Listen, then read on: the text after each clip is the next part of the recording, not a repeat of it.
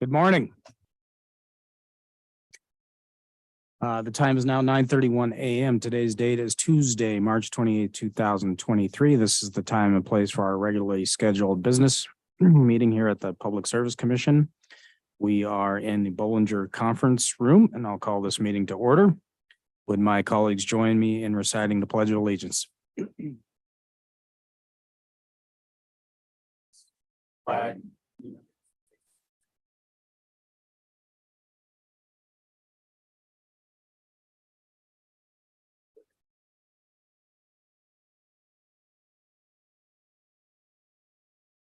Thank you, colleagues. All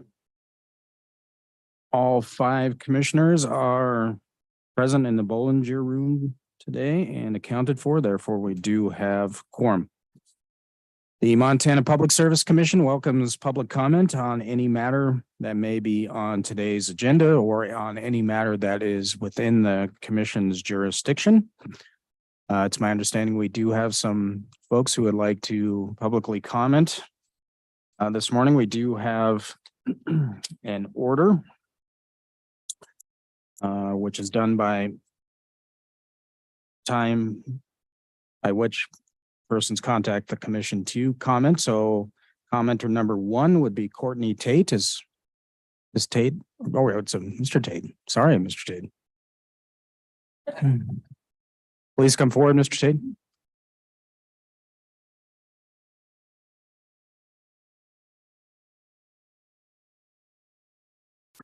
Mr. Tate, go ahead and have a seat, and then make sure the blue lights on the microphone there.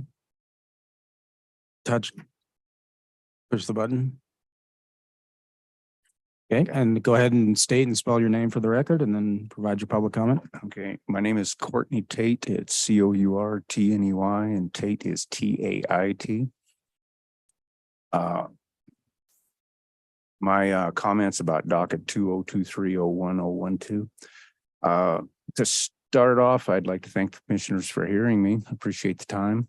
I'd also like to thank Alexandra Ghosh and her staff, because she's done a lot of work, and I appreciate that. And I also like to thank Jason Brown from Montana Consumer Council. I have a handout here I would like to present to the commission. Sure, go ahead and hand that out. Okay. Just give it to Patricia, please.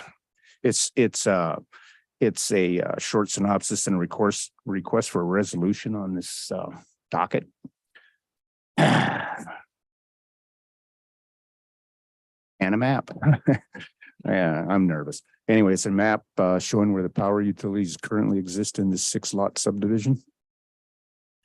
And I would like to say one thing. There's a correction of the draft order we're hearing today on page 2. It says there's 5 lots. There's actually 6. Anyway, in 2016 or 2015, we started a subdevelopment in Havre with 6 lots, 20 acres or better. And the commissioners and the Hill County Planning Board put a bunch of requirements in front of us, and we met every one of them. We got approval from the commissioners to sign off on it. But the issue we're having is there's a dispute between the two power companies, Hill County Electric and Northwestern Energy, on who's going to serve the lots. So they split them right down the middle with a vector line. But anyway, to start this off, in 2016, I approached Adam Johnson from Northwestern Energy to have him run power to the 2 north lots, because all the rest of them already had lots. I already had power. And Adam informed me at that time that they really wouldn't do anything for me because they were involved in another dispute over kind of the same thing with a co-op in Glasgow.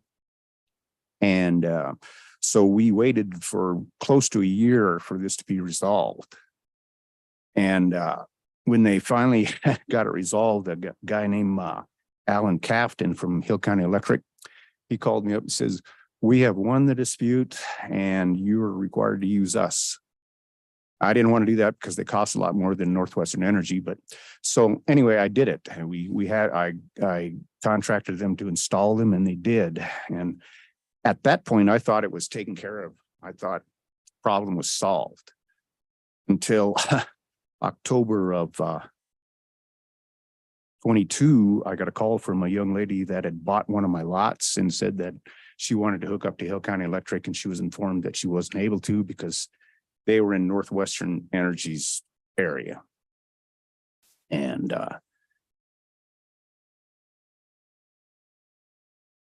they told me that they told me.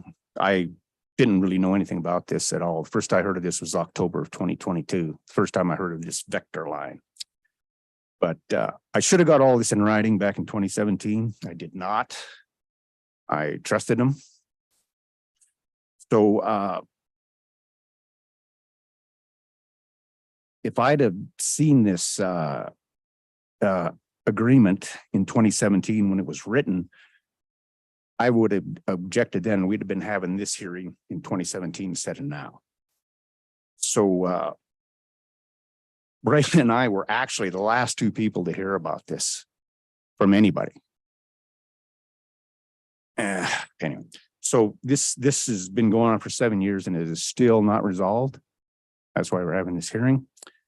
And for a resolution on this, I would like you to deny this request, because if you allow it to stand the way it is, it's going to guarantee there's going to be duplication of service on lot 2. And that's, you're not supposed to do that. So anyway, I need a breath. Okay.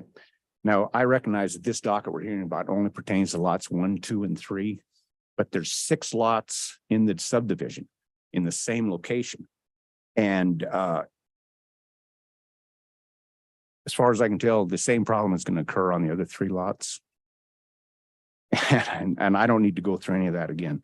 So what I'm asking from the Public Service Commission is that you guys approve each lot the way it sits. Every one of them has a power source on it, which was required by Hill County for me to get approval of the lot. Anyway, they all have power on the lot. There's 3 Hill County electric lots and there's 3 Northwestern Energy lots. I think it's a fair resolution. If you would do that, then can all go home. Anyway,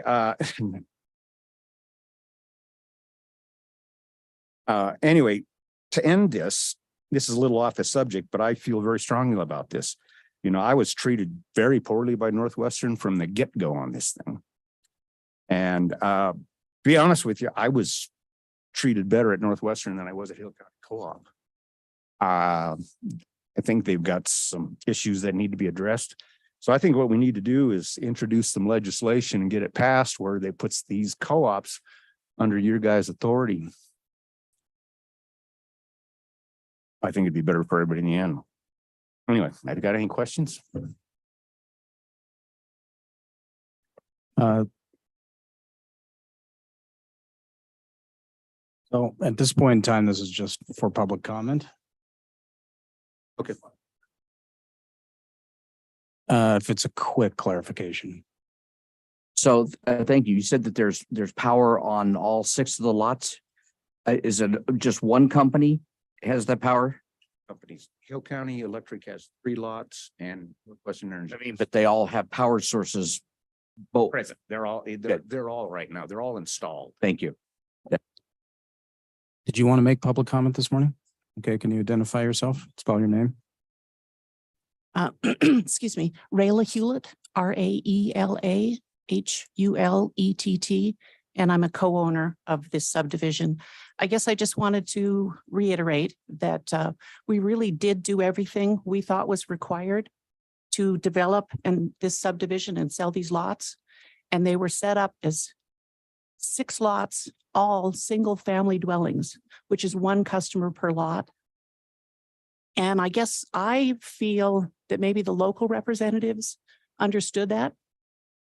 But I have a feeling that somewhere along the way, when people with a little more clout in those companies saw the size of the lots and the location of where they are, because they're close to the city of Havre and they're close to 2 other subdivisions, I have a feeling that they just thought, oh my gosh, 20 acres, 40 acres. I wonder how many homes are going to be there. and we want to make sure we get our share of the customers. And I think that's why they put that vector in effect, rather than listening to the fact that there's only ever going to be 6 customers. And I don't understand why anybody would put a line through somebody's property and say, over here, you have to use this company, and over here, you have to use this company. And the fact that Courtney pointed out, they didn't even tell us that. We really did get a phone call, Courtney did, from Hill County Electric saying the dispute has been solved. You have to use us. And the minute he got off the phone, he called the contact at Montana Power that he worked with and said, you know, they're more expensive. We wanted to use you. They just told us we had to use Hill County Electric. Is it true? And that representative from Montana Power said, yes, it's true. Adam. So we did what we were told. We were never told that there was going to be a division with a vector, and these lots were going to be divided among 2 companies. Fighting over customers is what I feel. So again, thank you for your consideration. All right, thank you for your public comment this morning. Thank you. All right, public commenter number 2 is Sydney Burgess. Ms. Burgess, do you want to come forward?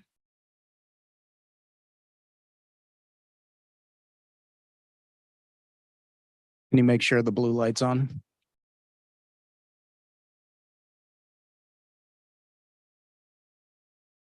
Oh, there it is. Thanks. Okay, go ahead and state and spell your name for the record. Ms. Burgess. Sidney, Burgess, Burgess.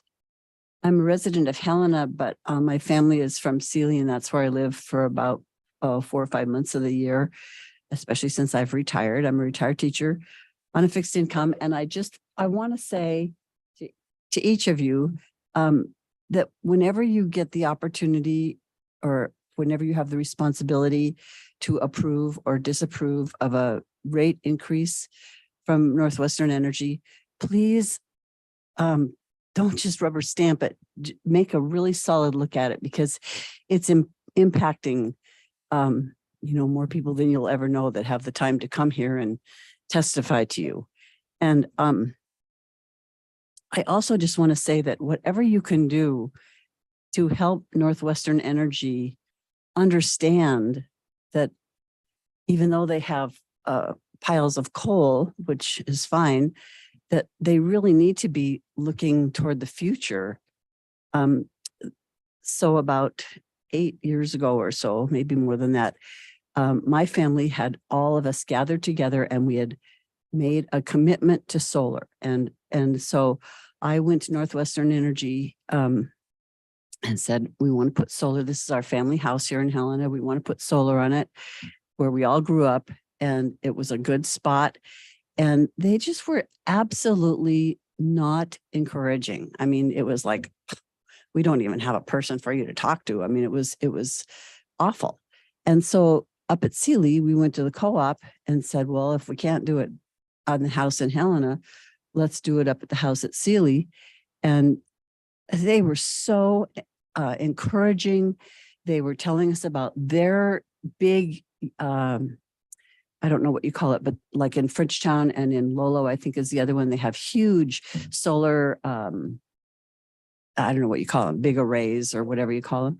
And so we took our pot of money and we took it up to Sealy, and we're getting 100%, if the kilowatt is so much, we get that much for the electricity we're putting on the line. And it's just, they made it so easy. And I really have been cynical in trying to figure out why Northwestern Energy has been so hesitant to even go with solar or wind. But I just heard these last commenters say it's sort of like it isn't in their financial best interest or something. I mean, maybe they want to make sure that they have all of it. I don't know. I'm being cynical about it now, but I just think that your job, whatever the political party, is to represent us and to make sure that any increases they have here, I mean, we're being charged out of our home here in Helena. And I mean, my power is off in my house right now. I just turn everything off when I leave because it's getting crazy. And we're so excited about solar where we're very rarely, like the summer amount that we make on our panels carries us through the fall and into like the holiday season before we have to start paying for our energy. And it's just, it's so logical, you guys. It is really the wave of the future. And if we don't jump on it, we're going to be left in the dust. And so whatever you can do to encourage Northwestern Energy to be like the co-ops. I mean, they're looking out for the customers, members, I guess we're called, but maybe that's the difference. Is that the difference? I don't know. But I thank you for listening to me today. And I thank you for helping encourage everybody in the state to get off the coal and oil wagon. Thank you for listening. Thank you, Ms. Burgess. Thanks for coming today. Are there any more public commenters in the room? Any more public commenters in the room? Seeing none, we'll move to public commenters online. Public commenter number one would be Nicholas Fitzmaurice from Bozeman. Nicholas, are you on? Yes, can you hear me? Yes, we can. Please proceed. Thank you. My name is Nicholas Fitzmaurice, Nicholas Fitzmaurice. Good morning, commissioners, and thank you for having me. I'm calling in today from Bozeman, commenting on docket 2022-07-078, Northwestern Energy's rate case. This May, I'll be graduating from Montana State University with a Bachelor of Science in Industrial and Management Systems Engineering. And I'm lucky to have been able to afford this education on top of paying for rent and my utility bills, but it has not been easy. And many of my peers at MSU and throughout Montana have it much harder than I do. And this proposed rate increase from Northwestern Energy will only create additional financial barriers for Montanans seeking to simply get by. This rate increase will unnecessarily cost the average residential customer in Montana over $350 additionally every year in their utility bills. Northwestern Energy is claiming that they need this rate increase because it's necessary to recover the current cost of providing electric and natural gas service to their customers. But the utility has been building its generation portfolio to maximize their own economic gain, not to make reasonable decisions toward providing affordable electricity to Montanans. Coal electricity particularly has only been getting more expensive, while Northwestern recently announced plans to increase its ownership share in the deteriorating coal strip generation plant. While currently tax credits available in the Inflation Reduction Act make certain alternative energy sources more economically competitive than ever. But and additionally, Montana already has an abundance of untapped wind energy. But Northwestern refuses to take these economics into account when they are kind of planning into the future and don't show that this is financially viable. Instead of investing in energy that will be economically viable in the long term, Northwestern is excessively building the most expensive possible generation infrastructure to make a greater marginal return on these larger investments. As ratepayers, we elected you all to protect us from the monopolistic practices of our shared utility. And this rate increase is not affordable for Montanans, nor is it necessary for providing reliable energy in the state. I speak for my peers in saying that we are already feeling the burden of the interim 12.6% electricity rate increase, and we're dreading the prospect of the full 25% increase. Commissioners, I urge you to decline Northwestern's proposed rate increase in your upcoming hearing in a couple weeks. Thank you for your time. Thank you for your comments this morning and your participation. All right, our next public commenter is Emma Bode. Emma, are you on?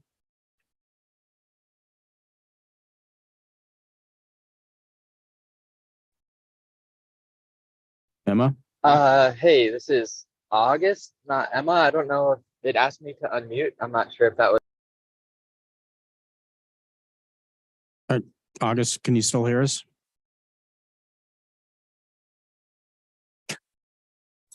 Oh, hello. I think my audio is working. Can you all hear me okay? Yes, we can. August, sorry we cut you off. We'll come back to you. Emma, go ahead and state and spell your name for the record and proceed with your comments, please. Great. Thank you so much. Good morning, everyone. My name is Emma Bode, spelled Emmabode, and I live in Bozeman. I'm commenting today in opposition to Northwestern's proposed rate case, which I think is docket number 2022-07078.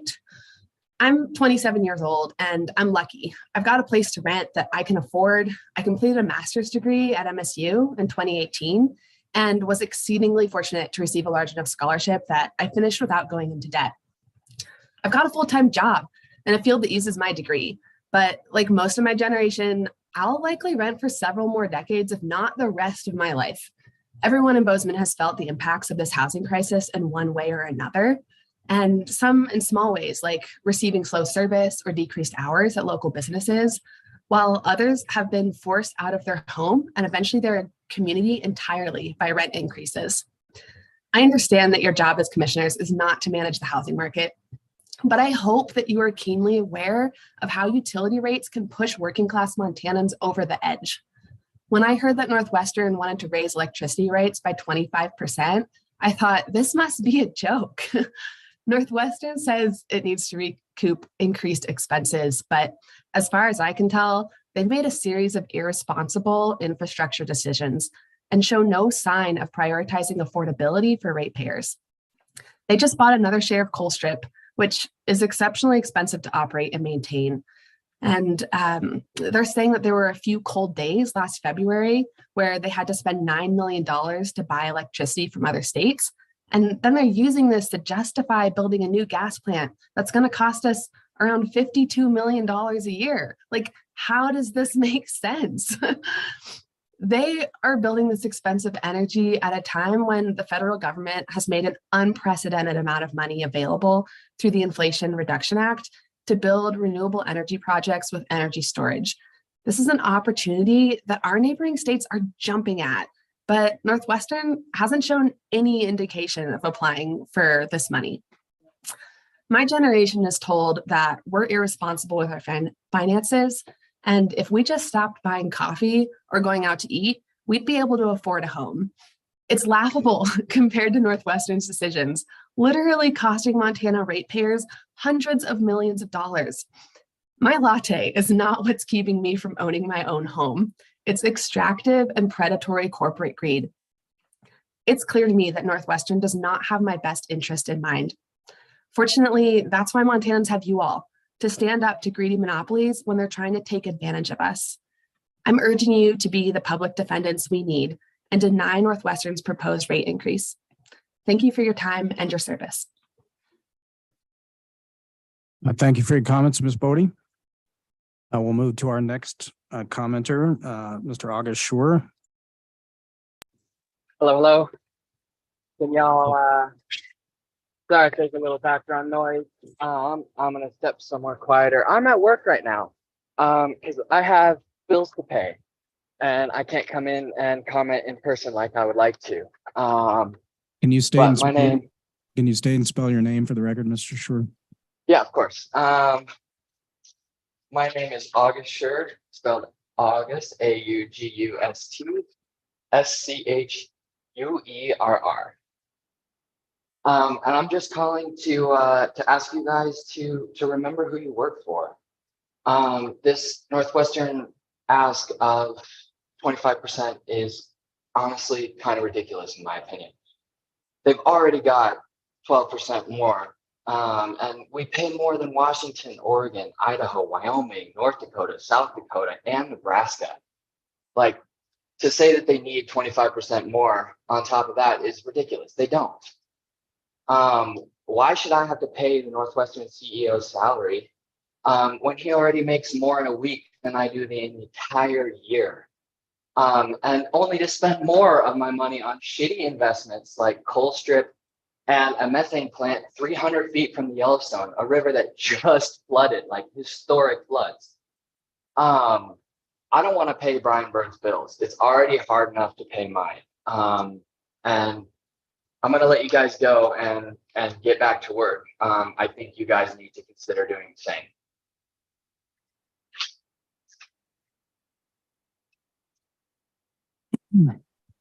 Thank you, Mr. Sure. I would just remind anybody that comments publicly for the Montana Public Service Commission to conduct yourself in a way that upholds the decorum of the public participation process. And I also would discourage people from using individual persons' names in their testimony.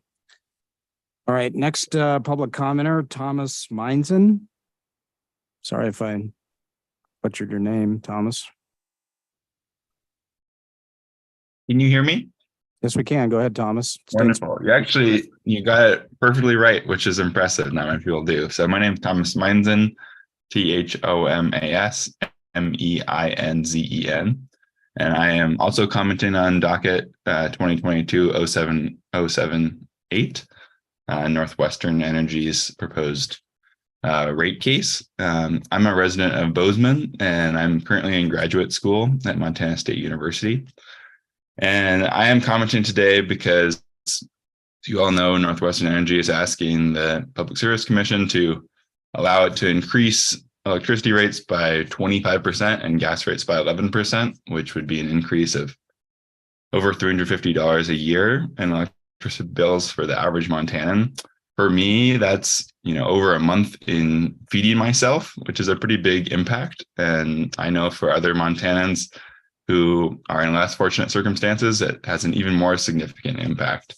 In Bozeman, we're already feeling the pressures of economic changes and inflation, and it's becoming harder and harder for students and graduate students like myself to live in proximity to campus.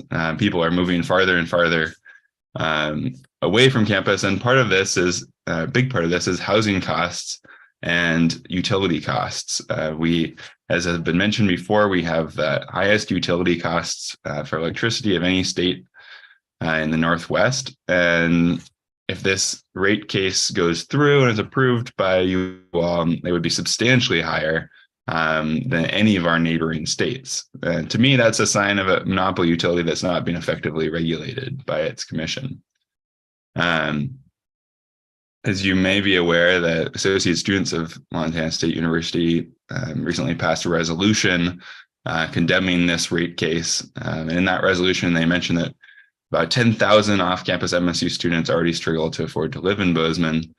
And because Northwest Energy doesn't have a state competitor, students and homers don't have any other financial options if this utility rate continues to increase. I also take issue with the reasons that Northwestern needs to increase its rates, especially by such a high percentage. Northwestern continues to make poor business decisions. They've recently bought more shares of Colstrip, which is a terrible investment that no other states are investing in coal right now, increasing their investments in coal because, frankly, it's a deteriorating economic investment. It's becoming less and less profitable while renewable energy becomes more and more profitable. And simply from an economic perspective, especially with federal tax credits, wind and solar energy are far better business decisions that utilities of other states around us are making. And Northwestern is ignoring these decisions in favor of constructing plants that are more expensive because they get a margin of those profits. The $250 million natural gas plant near Laurel is an example of that. And Northwestern bypassed Public Service Commission approval to begin constructing that. So I really urge you all to hold Northwestern Energy accountable to making decisions that serve Montanans and not simply the company's own short-term profits. Investing in highly unprofitable and dying industries like coal and methane, and then turning around and requesting that Montanans pay a huge rate increase for their electricity is just the kind of corporate irresponsibility that the Public Service Commission is designed to protect us against. So as a Montana resident concerned for the future of all Montanans, I urge you to decline Northwestern Energy's request for this massive rate increase in the upcoming rate case starting April 11th. Thank you for your time and for hearing my comment this morning. All right. Thank you, Thomas, for taking the time to make public comment this morning. Are there any other public commenters online? Seeing none. All right, thanks to everybody who took the time to make public comment. We'll move now to announcements. There are no changes to the agenda this morning, but we do have one happy circumstance. Ms. Shorten, do you want to come to the table, please?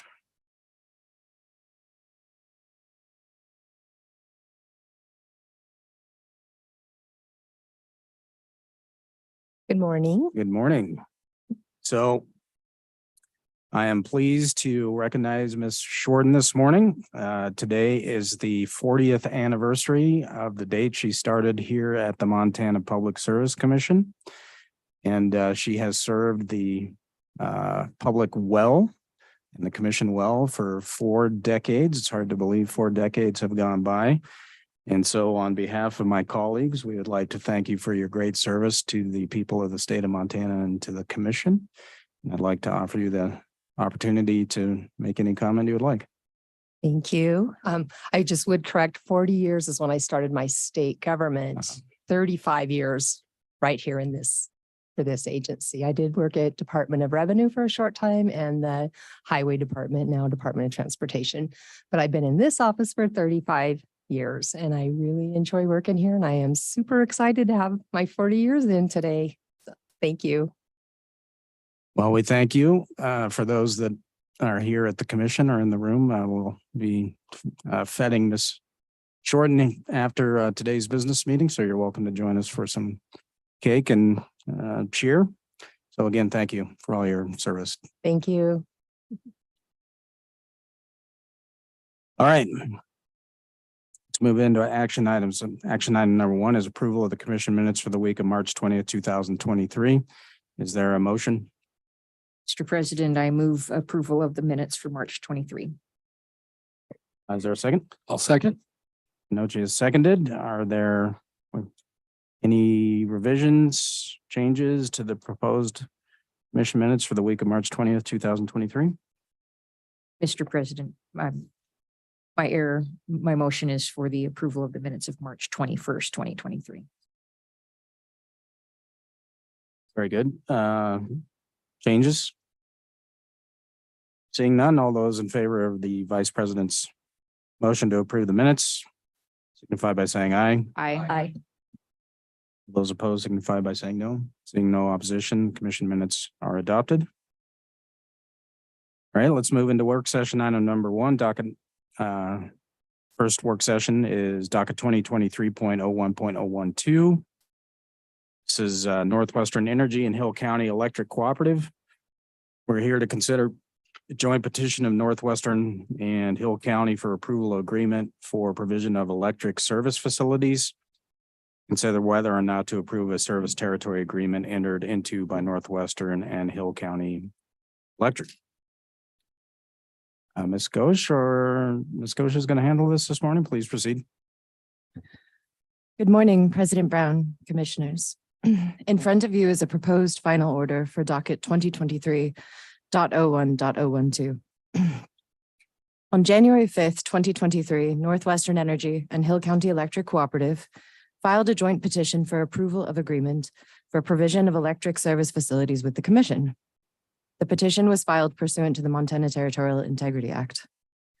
The petition seeks the Commission's approval of an April 28th, 2017 service territory agreement between the parties that defines and sets exclusive territory for Northwestern Energy and Hill County Electric Co-op in lots 1, 2, and 3 of the Hewlett-Tate Second Minor Subdivision in Hill County. The two utilities agreed to establish a borderline that runs north and south and splits lots 1, 2, and 3. Under the agreement, Northwestern will provide service west of the borderline, while Hill County will provide service east of the borderline. Thus, both Northwestern and Hill County Electric will provide service to portions of lots 1, 2, and 3. Extensive discovery was conducted with respect to this petition. We also received several public comments on this petition. Under the Montana Territorial Integrity Act, the Commission has the authority to approve or disapprove the agreement. In considering whether to approve the agreement, the Commission must consider 2 factors. The first is the reasonable likelihood that the agreement will not cause a decrease in the reliability of electric service to existing or future ratepayers of Northwestern and Hill County Electric. The second is the reasonable likelihood that the agreement will eliminate existing or potentially uneconomic duplication of electric service facilities. The Commission may also consider other factors. Staff recommends that the Commission disapprove the agreement. We are making this recommendation for the following reasons. It should first be noted that staff does not take issue with the first factor or reliability in considering this agreement. However, with respect to the second factor, staff concludes that it is unlikely that the agreement will eliminate existing or potential uneconomic duplication. It is in fact more likely to create uneconomic duplication, as each of these lots could have two sets of distribution or transmission systems. The position of a customer being served by two utilities is, at least according to one Montana District Court, what the Montana Territorial Integrity Act was designed to prevent. Furthermore, nothing in the record suggests that duplication of service facilities on these lots is necessary. In addition to uneconomic duplication, staff concludes that there are other considerations weighing against approving the agreement. These are as follows. Number one, the agreement does not resolve all service issues on the lots. For example, it is unclear which utility would service a home built centered on the borderline. Number two, should both utilities service one lot, there would be a duplication of billing and collection processes by utilities, a superfluous endeavor for both the customer and respective utilities. Number three, there appear to be utility easement issues on the western portions of the lots that would need to be addressed and would likely result in additional costs incurred by the lot owners and/or the utilities. Because of the uneconomic duplication of electric service facilities, as well as the potential negative impacts the agreement presents, staff recommends that the agreement should be disapproved. Staff also feels that it might be appropriate that the Commission encourage apportionment of service by whole lots, which should eliminate our concerns regarding the agreement. Staff's recommendations are set forth in the proposed draft order that you have in your reading materials. However, upon further consideration, staff has an additional recommendation. To keep informed of the status of electric service for the lots, staff recommends an additional final paragraph that reads, quote, "Within 45 days of the date of this order, Northwestern must file a status update with the Commission. The status update must include 1, a summary of all conversations after the order was issued that Northwestern has had with Hill County Electric and/or the lot owners regarding how electric service should be or is going to be apportioned on the lots. And 2, any other new pertinent information related to the apportionment of electric service on the lots." In conclusion, staff recommends that the Commission adopt the proposed draft order with this additional language as the final order. Staff further recommends that the Commission authorize staff to make non-substantive edits to improve clarity and accuracy without changing the disposition of the issues. We welcome any questions that you may have. Thank you. Is there a motion, Commissioner Panoche? Thank you, Mr. President. I'd like to make a motion to support staff recommendations and deny this application. I especially am pleased to see that a 45-day limit will be put on from now. Hold on, let's get it. Before you make, is there a second to the motion? I second. Commissioner Bukacek has seconded. Commissioner Panoche. Thank you, Mr. President.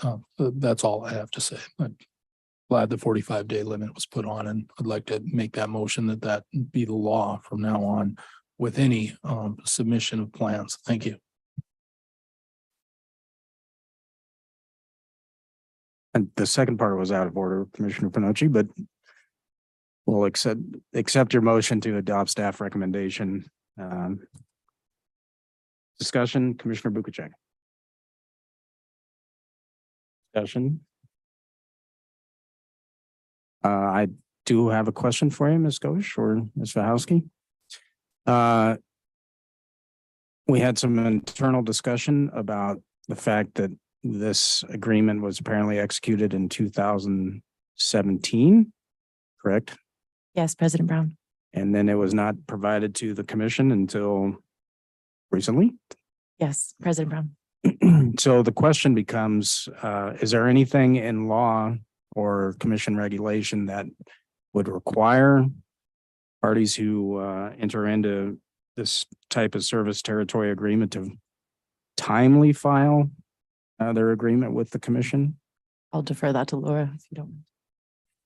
Mr. President, not currently. the statute does authorize us to promulgate rules, which is something we could consider doing that might put a time frame for parties to submit their agreements once they've been executed. We certainly heard public testimony this morning that some individuals have been impacted in their lives and economic decision-making by the fact that they weren't even aware that this agreement had not been submitted to the commission. So does the staff have any advice for the commission about whether or not we should engage in rulemaking? Require that such agreements be timely filed with the commission? Mr. President, I do think it's something we should explore for that very reason. You saw in a footnote Northwestern's explanation as to why it sat. They didn't feel apparently at that time, or someone in Northwestern didn't believe that it needed to be filed with the commission. Then apparently once legal counsel became aware of it, they realized that it did need to file. So certainly I think it might be a good choice to consider implementing some rules that would put some timeframes procedurally related to these type of agreements. Okay, thank you, Commissioner Panochi. Thank you, Mr. President. I'd like to make a motion that we explore whether or not we can put a, Hold on. Motion would be out of order at this point in time. The underlying motion is to approve. I'll get you. This, We need to have a vote first. yes, to approve staff recommendation disapproving of the agreement that was submitted. Additional discussion. Additional discussion, seeing none. All those in favor of Commissioner Panochi's motion signify by saying aye. Aye. All those opposed signify by saying no.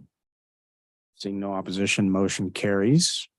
I will recognize you now, Commissioner Panochi, if you'd like to make a statement on the record on the need to do rulemaking.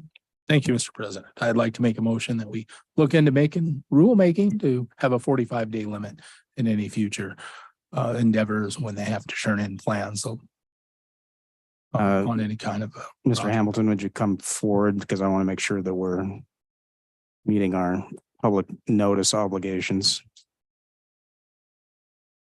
Yes, Would Mr. this, President. would this motion be in, not necessarily in order, but would we be violating any public notice requirements? It's a valid question, Mr. President, Commissioners. The agenda for today's meeting did not include any discussion of a commission action to begin formal rulemaking on the Territorial Integrity Act or establishing any sort of procedural deadlines that would apply to this scenario.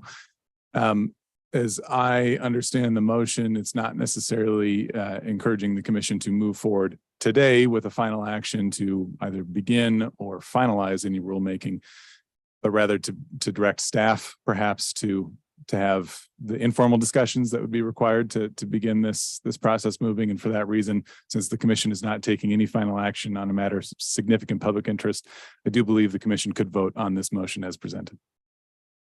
Okay, thank you, Mr. Hamilton. All right, we have the motion from Commissioner Panochi. I'll second it. Discussion? Vice President Fielder? Yes, Mr. President, I will support the motion, given the explanation or the way Commissioner Panochi phrased it, that he urges staff to begin looking into this, but keep ourselves open for determining what type of timeframes would be reasonable and prudent for the commission to move forward with in the future. So on the grounds of exploring it and coming up with recommendations, I support the motion. Thank you, Vice President. Additional discussion? Commissioner O'Donnell? So I don't know if this would be included within that, but certainly this is not the first case that we've had where Cooperative and Northwestern are arguing over jurisdiction and whether or not they would service. And at times, these arguments have seemed rather silly involved in that instead of common sense. I'm wondering if, in terms of investigation on this, there might be some aspect to it that would encourage the legislature to make some adjustments to the Territorial Integrity Act that would, number one, make it mandatory that in a timely fashion, they would notify the commission. But also in terms of there would seem to be some type of a standard that they could adopt that would preclude these territorial arguments over this that cause extreme problems with the people who are buying property or living on this property, developing these properties.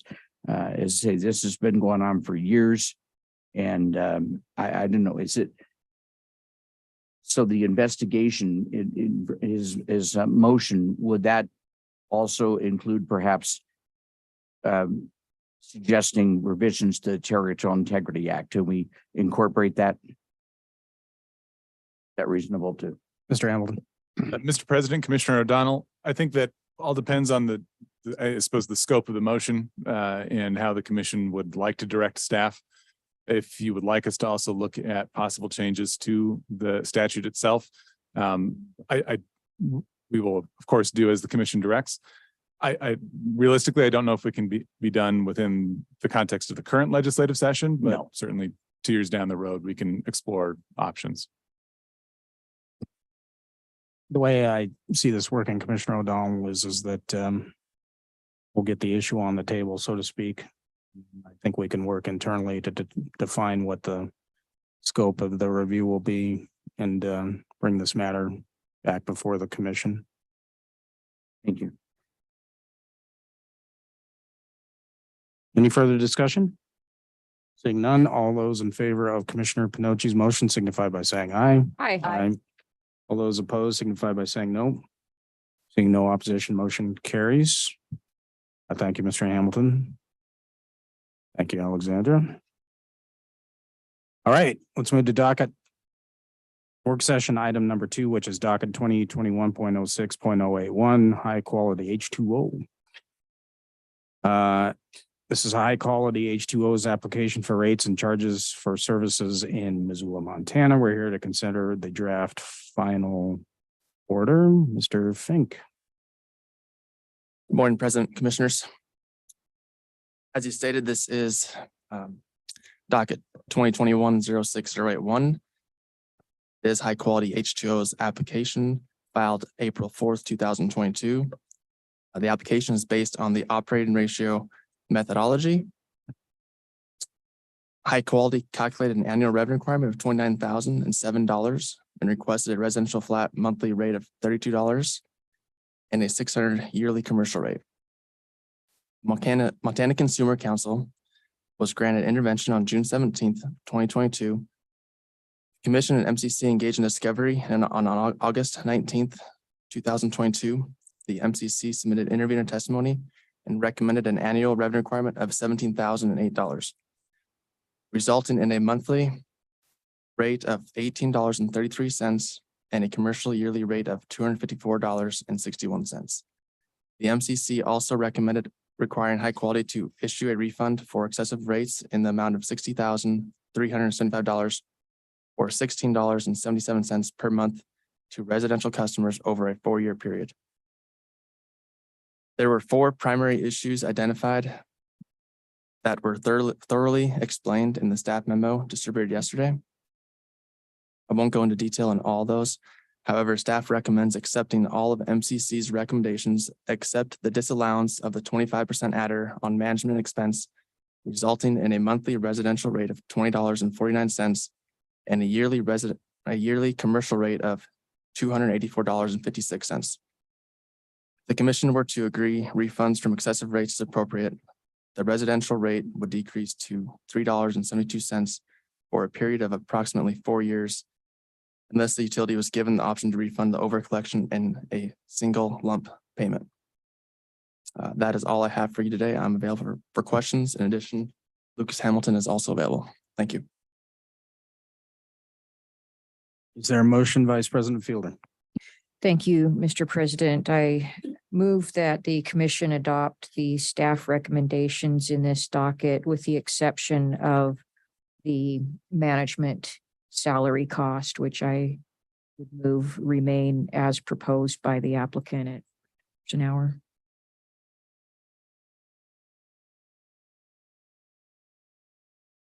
Hey, Commissioner O'Donnell has seconded. Discussion, Vice President Fielder.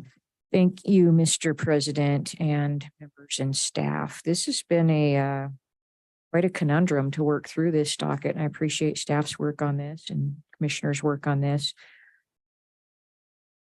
I also wonder about, I mean, I do concur with the recommendations, obviously, that's my motion. But I find that in this day and age, in order to have a manager manage a company and be responsible for every aspect of making sure the company continues to stay in business, I don't think that MCC's proposal of $19 an hour for a person with that level of responsibility is reasonable.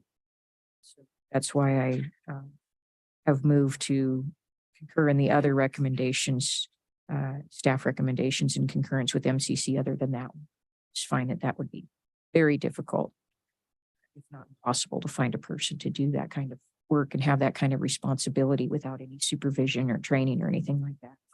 Thank you. Mr. President, I do have a question of staff on this, and that is, I note that staff noted that there could be an option for the refund to be given back to the customers over a 4-year period, or to allow the company to refund it in one lump sum.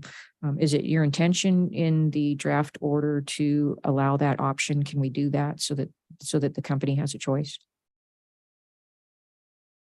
Mr. President, Vice President, yes, if the commission adopts staff's recommendation with regard to the interim tariff rate refund, then the result would be a two-pronged option sort of for the company here. They could either repay it over a period of 4 years or pay it up front and resume charging a full rate without the refund rate. Okay, thank you. Additional discussion?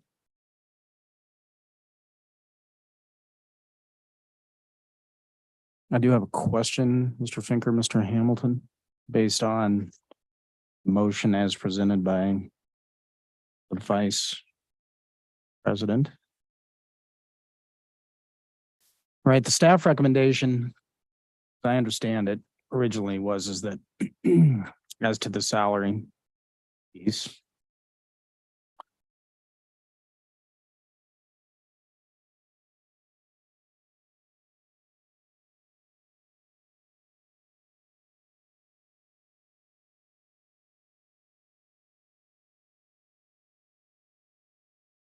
was $5,746.30 per year for the management salary expense, correct?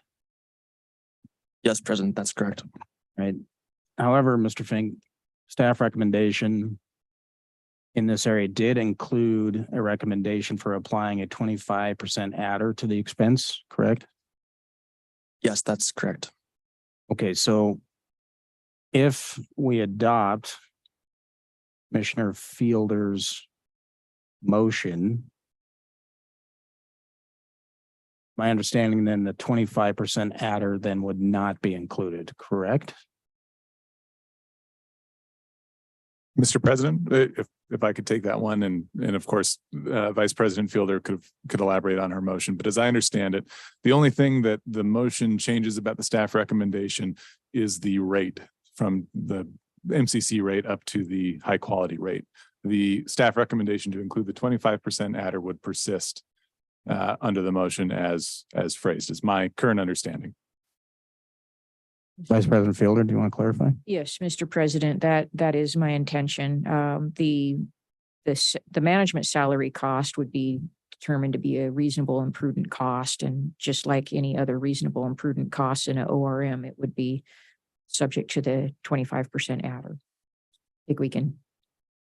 I think we would run into problems if we try to separate that out and do something different on it. So I'm not proposing that we do that. We keep the adder on. I do find that the $40 an hour is reasonable, so the adder would apply. Okay, so with that understanding, Mr. Fink, could you explain the purpose of an adder? Yes, Mr. President, Commissioners. The purpose of the adder is to give a utility a 25% adder on its operating and maintenance expenses. And the purpose of that is to help the utility allow it to retain, accrue its return on equity or its overall rate of return to help pay for operation and maintenance expenses, along with accruing money for retained earnings, attract capital and. All right, thank you, Mr. Fink. Additional questions? Commissioner O'Donnell. Thank you. Something occurs to me now, and that is that the legislature in the last session, I believe, prohibited the commission from putting an adder onto electrical rates, or is it anything that we do? Does that legislation preclude us from following our tradition of adding this adder? Mr. Hamilton, do you have any idea?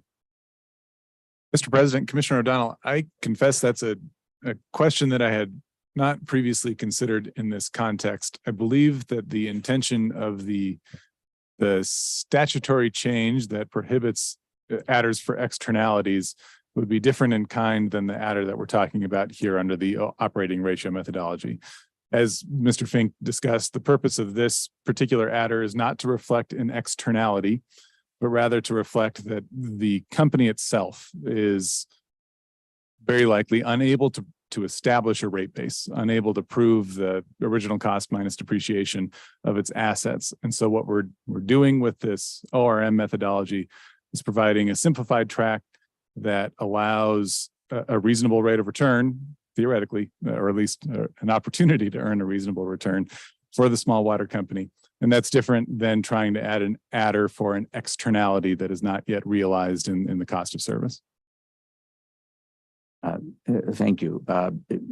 Going back to the statute that was passed 2 years ago, does it, as you recall, does it apply only to electric rates or any rate that we would do? Does anybody know that? Mr. President, Commissioner O'Donnell, one aspect of it applies only to QFs, but as I recall, the bill was two-pronged. It implemented this adder prohibition in two different places. So I can say definitively that, at least as it applies to the small power producers portion of Title 69, that would not apply to this scenario. And I would have to take a moment to research and refresh my recollection of where the other provision landed in Title 69. Thank you, Mr. President.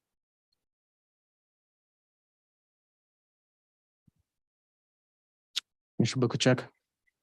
I struggle a bit with that $40 an hour because the office manager is also the owner, is my understanding, and she's been involved with the overcharging of the customers for all those years. So I struggle with that. So, and I struggle a little bit with needing to either all or none of the staff recommendations. I would prefer to go along with all of them. And I can't do that with the way the motion is right now. Vice President Fielder, would you be open to withdrawing your motion and deferring this matter for a week so that we and staff can engage in additional discussion on this matter? Mr. President, I'd be happy to withdraw the motion, and that will also provide an opportunity for staff to update the table along with, I do intend to carry this motion forward as presented, though. I think there's strong justification for it, so it'd be difficult to convince me otherwise. Vice President Fielder, I really appreciate your graciousness on this. I think you alighted on something that had me concerned is that it would be valuable, I think, to us to see what the table would look like with your amendment included. And so if there's no objection, we'll just defer this matter for a week. Before we do, may I ask another question? Sure. While we're in this, similar to the last docket,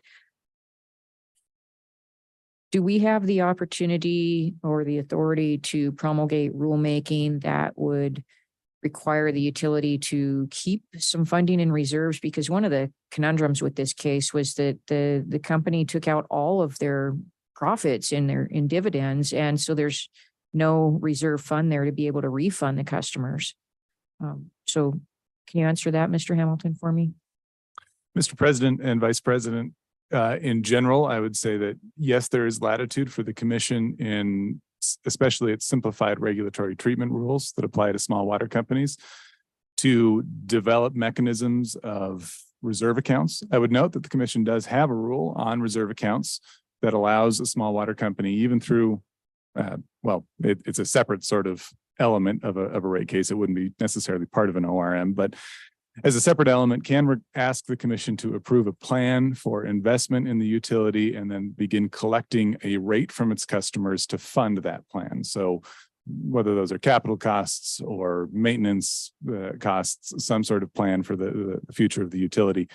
So that there are currently available mechanisms, but to my knowledge, no company has availed themselves of that particular mechanism. I know that we have been in conversation with some companies about doing that. Separate and apart from rulemaking, though, I would also say that the commission in its orders can require a portion of the rate to be withheld, especially if you have reason to believe that the rate approved will ultimately be more than the cost of service for the utility. So in this particular case, for example, in 2018, when the commission approved the standard rate, the commission acknowledged in its order that the rate would likely be more than the costs incurred by the utility, and it was therefore subject to refund. So in scenarios like that, I believe the commission could fashion other mechanisms of requiring a portion to be withheld to pay for a refund. Mr. President, I think it would be advisable for the staff to explore this as well. One of the challenges with this case, and we've been looking at this for several weeks, has been, we don't want the company to go out of business because these people rely on this water service. And so we don't want to do something drastic that's going to drive them out of business. But at the same time, if we can exercise some authority to put some mechanisms in place so that we're not faced with this type of scenario again, I think it would be worth looking into. That was, if they hadn't pulled out all the money and it was in dividends, it wouldn't be so difficult to order the refund and know that the company wasn't going to be driven out of business or greatly disincentivized from continuing on. But that is, I think, one of the things we need to be sensitive to is we want the company to continue to be able to provide the service, but we want the customers to not be overcharged for that service. Okay, so procedurally where we're at is that we're back to basic consideration of the matter. I would request that my colleagues agree to defer this matter for a week until we can get some resolution to some of the questions that have arisen during this discussion. Is there any objection to that? All right, we'll defer the high quality H2O matter until the next commission business meeting, which is April 4th. Thank you, Mr. Fink. Work session item number 3 is docket 2021.12.13 Caithness Beaver Creek LLC. This is CBC's petition to set terms and conditions for qualifying facilities. We're here to consider draft findings, conclusions, and a order regarding the order on additional evidence. Mr. Hamilton. Thank you, Mr. President and Commissioners. Today's work session arises from the partial remand from the District Court of this particular docket to consider additional evidence on the withdrawal of the Beartooth Battery project. After the Commission issued its final order and order on reconsideration in this proceeding, CBC petitioned for judicial review. One of CBC's arguments throughout this proceeding has been that the Beartooth Battery should not be included in the portfolio used to calculate avoided costs for the projects. As a reminder, the more complete, the more full the utilities portfolio is, the lower avoided costs will tend to be. And so as a result, it is in CBC's best interest to remove projects from the portfolio to result in an increased avoided cost rate. In October of 2022, Northwestern announced that it would no longer proceed with the Beartooth Battery Energy Storage Agreement, or ESA. Based on that announcement, CBC moved in the district court to order the commission to accept additional evidence concerning the withdrawal of that battery project. The district court granted CBC's motion and directed the commission to issue any additional findings and conclusions based on the withdrawal of that project by March 31st of 2023. So this week. The purpose of today's session is to make the additional findings and conclusions and issue an order on the additional evidence. Following the district court's order, the commission held a status conference to hear from the parties and get their preferences regarding the process for receiving additional evidence. The parties ultimately stipulated to the facts that the commission would consider and submitted briefs on the effect of those facts. The substance of the draft order before you in your meeting materials is divided into what I'll characterize as two primary sections. The first is the findings of fact, which discuss the key events, both in the stipulation of facts and the key events that were outlined through prior evidence in this proceeding, that provide a complete outline of the key, I'd say, events, for lack of a better word, that are relevant to the Beartooth battery. The second primary element of the draft order are the conclusions of law. And those conclusions apply those stipulated facts, the facts that we already knew about the Beartooth battery, to the standard that was first stated in FERC Order 872 and adopted by the commission in the final order in this proceeding. That standard requires a demonstration of financial commitment and commercial viability on behalf of the project to be included in the portfolio. The commission previously found that the Beartooth ESA was executed in April of 2021. The commission concluded that the ESA and other evidence demonstrated the financial commitment and commercial viability of the project, and therefore included the project in the portfolio used to calculate avoided costs. The commission acknowledged, however, that circumstances of a project can change in a way that demonstrates that the project is no longer financially committed and commercially viable. The additional evidence that the commission has received in this proceeding shows that the project was no longer committed and viable as of October of 2022.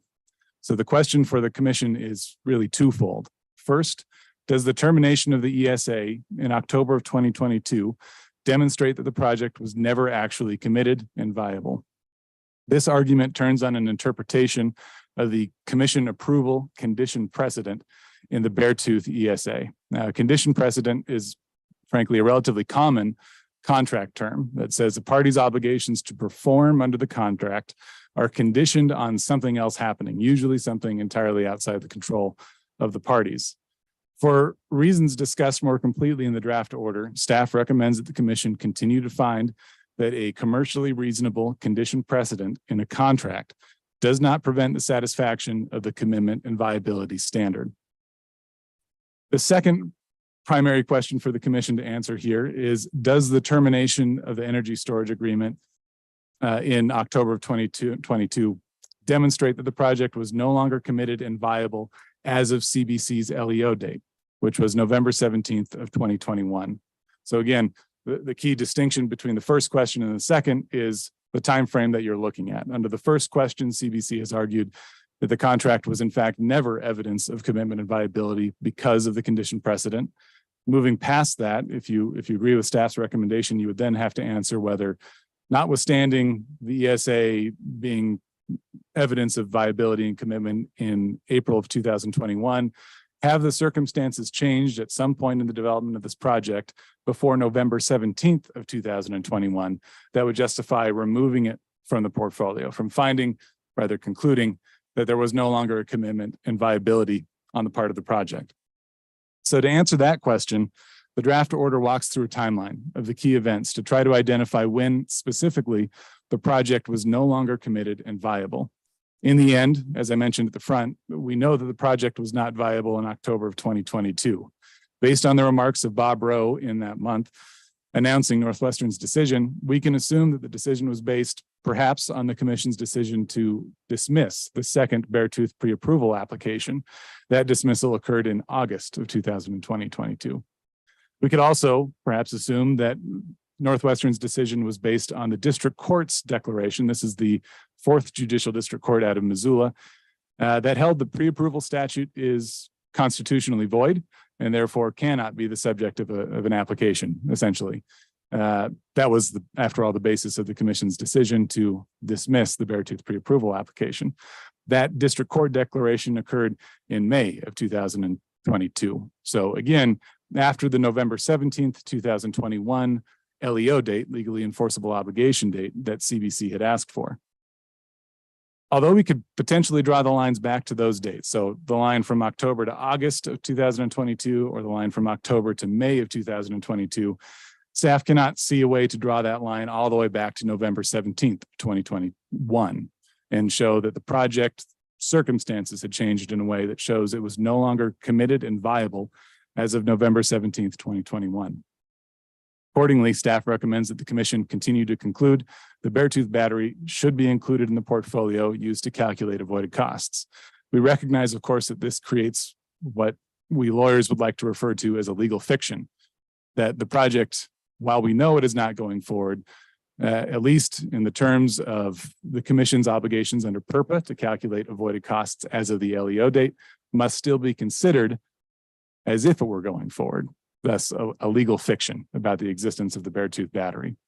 We accept, and I believe all parties eventually would accept, that certain legal fictions have to arise under PURPA.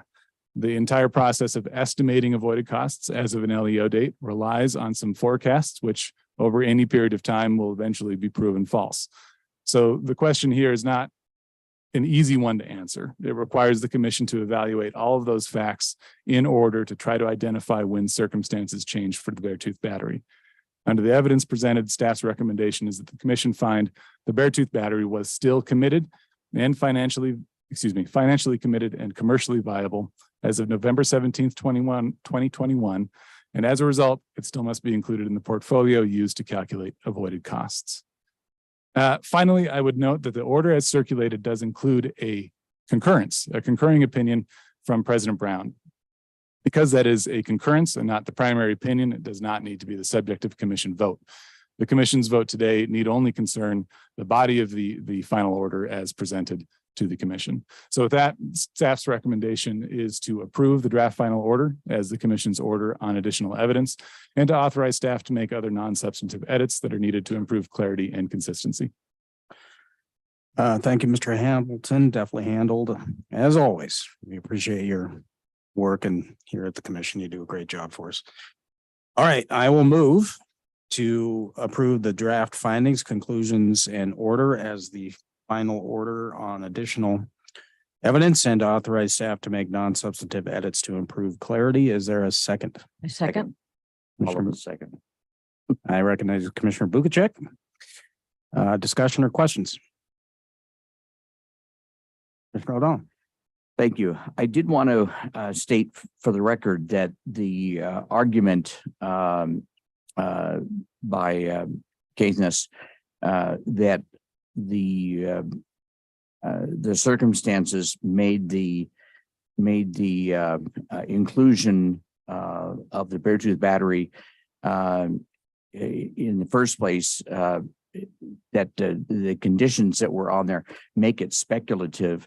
That was a very, very interesting thing. And I gave that a lot of thought and discussion. And I am convinced that the abundance of the work that our legal staff has done is very convincing. It points out that this is in strict compliance with the requirements of PURPA, that things be included at the time if they're reasonable at the time. I think that we're bound by that. So I completely agree with this motion, Mr. Chairman. Thank you, Commissioner O'Donnell. Additional discussion, Vice President Fielding. Thank you, Mr. President. I am going to support the motion as well. And I just wanted to note that I thought that your concurring opinion was very well done and asks for clarification and resolution on some important questions. So thank you for the work that you did for that. Thank you, Vice President Fielder. Additional discussion? Discussion, seeing none. All those in favor of my motion signify by saying aye. Aye. Aye. All those opposed signify by saying no. Seeing no opposition, motion carries unanimously. Thank you, Mr. Templeton and Mr. Hamilton. We have a request for a 5-minute break, which I am inclined to grant. The time is now 10:46 a.m. We will go off the record for the business meeting, and why don't we resume at we'll do 9 minutes, 10:55 a.m.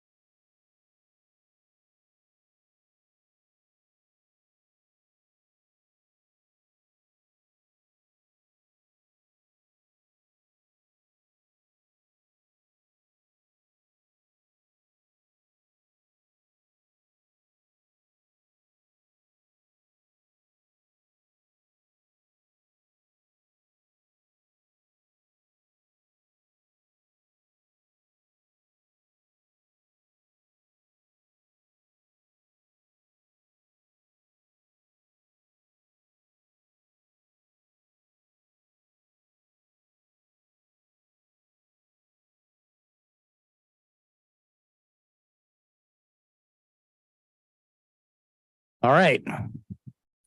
Time is now 10:56 a.m. We will go back on record. We had left off with work session item number 4, which was docket 2022.06.064.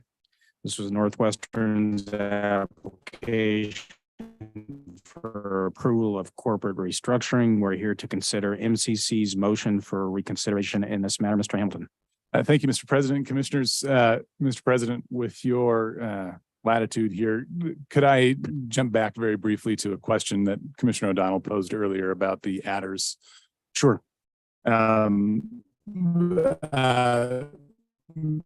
Commissioners, very quickly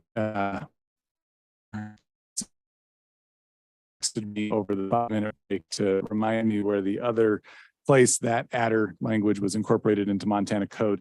That exists in Title 69, Chapter 3, Section 1206, which is part of the Resource Planning and Acquisition Act. That section discusses how the adder prohibition that you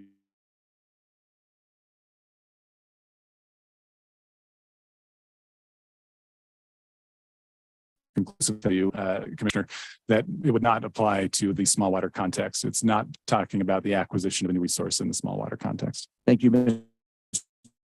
Hamilton. Right. Thank you for your indulgence there, Mr. President. Commissioners, will now turn to the restructuring docket and to a mistake that I had made in reviewing and preparing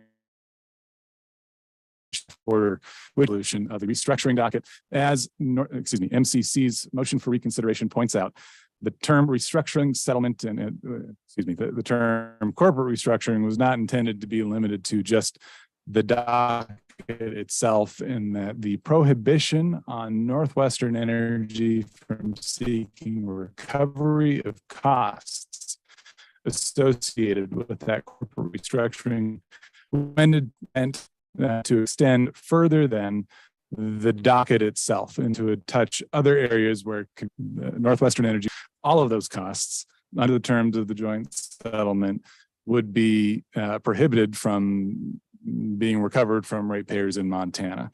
As a result, in your materials is a draft reconsideration order, very brief order that implements the clarification that MCC requested, which is a modification of paragraph 54 of the Commission's final order, which was order 7854B. Paragraph 6 of the draft order on reconsideration shows you the full context of what that paragraph would be revised to say. I would note, however, that after I circulated that draft reconsideration order, Commissioner O'Donnell pointed out that an additional modification may improve clarity here, and I certainly agree with Commissioner O'Donnell on this. And so in an email yesterday, I explained to the commissioners what specifically that change would be for the benefit of everyone. In case anyone missed that email, the change would move the quotation marks in that first sentence and change the context or the frame, I guess, perspective for that sentence to read that the restructuring settlement provides that the Montana utility will not seek rate recovery of any costs related to the corporate restructuring. So instead of saying all costs related to the corporate restructuring, it's any costs related to the corporate restructuring. And then making that change, we cast a broader net and provide greater clarity that we're really intending to do exactly what the joint settlement intended to do, which is to prohibit the recovery of any of those costs from Montana ratepayers. So staff's recommendation at this point is to adopt the draft order on reconsideration as the Commission's order on reconsideration, and to authorize staff to make any other non-substantive changes that are required for clarity and accuracy.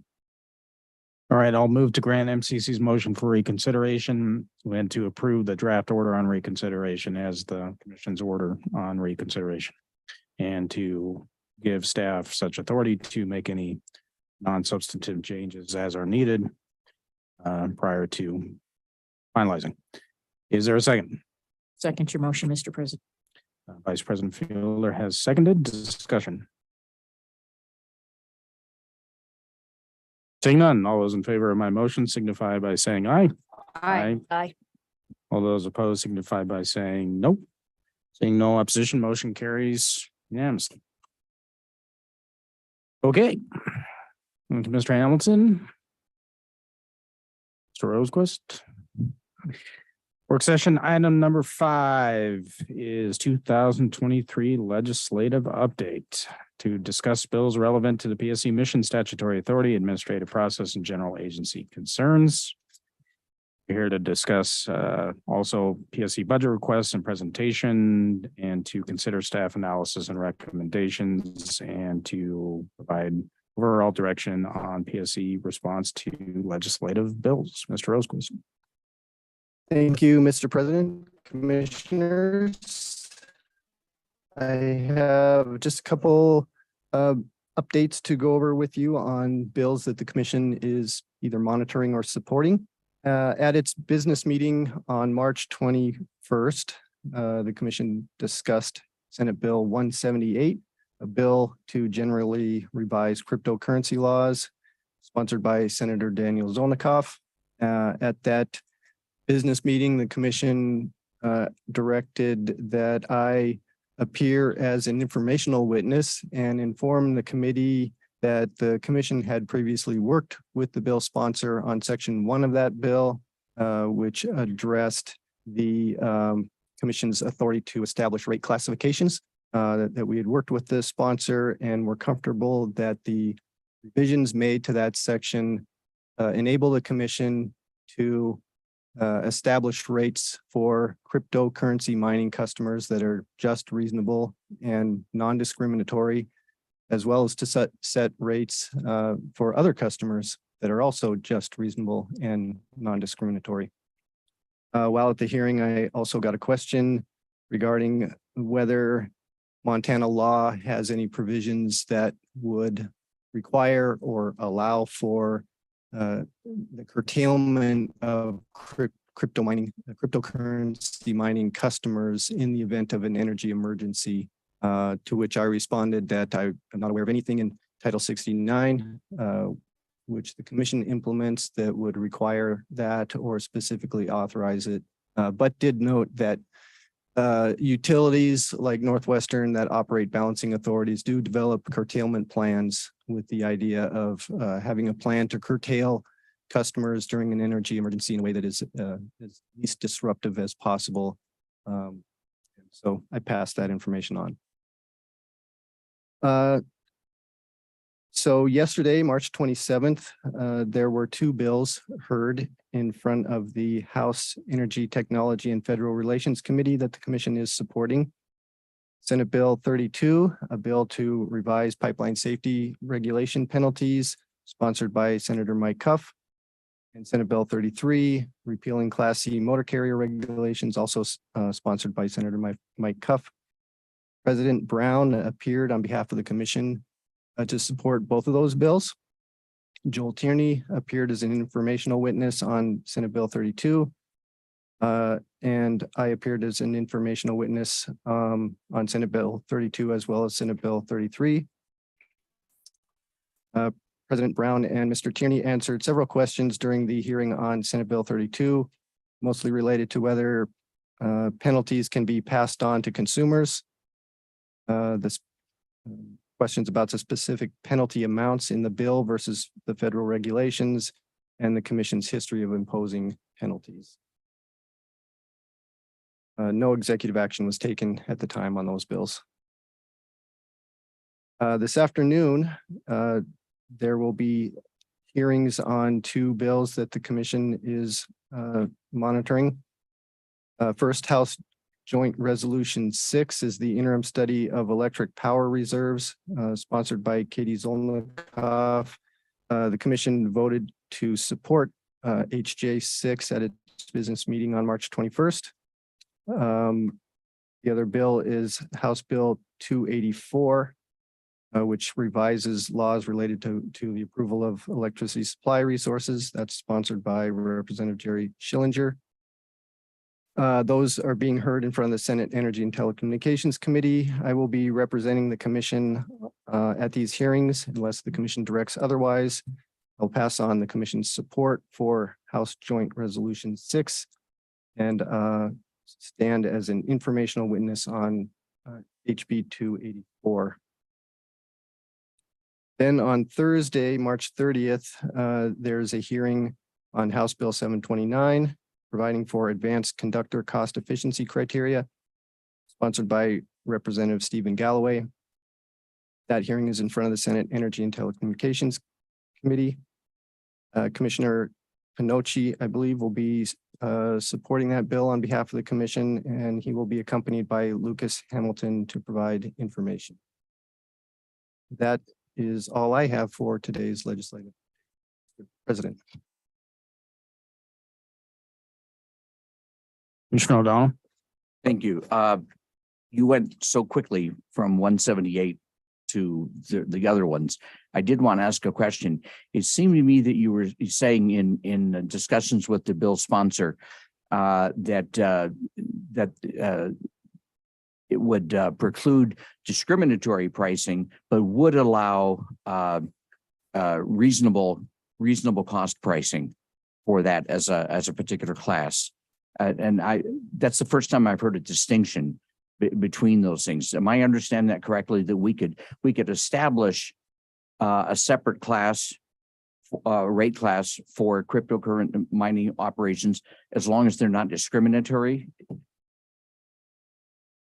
Mr. President, Commissioner O'Donnell, yes, I think that was the purpose of that section of the bill. It started out as prohibiting the commission from creating discriminatory rates or rate classifications for cryptocurrency mining operations. And then it had a specific definition of what discriminatory pricing was, which we felt was a little too confined, not consistent with traditional regulatory approaches to assessing discrimination in rate making.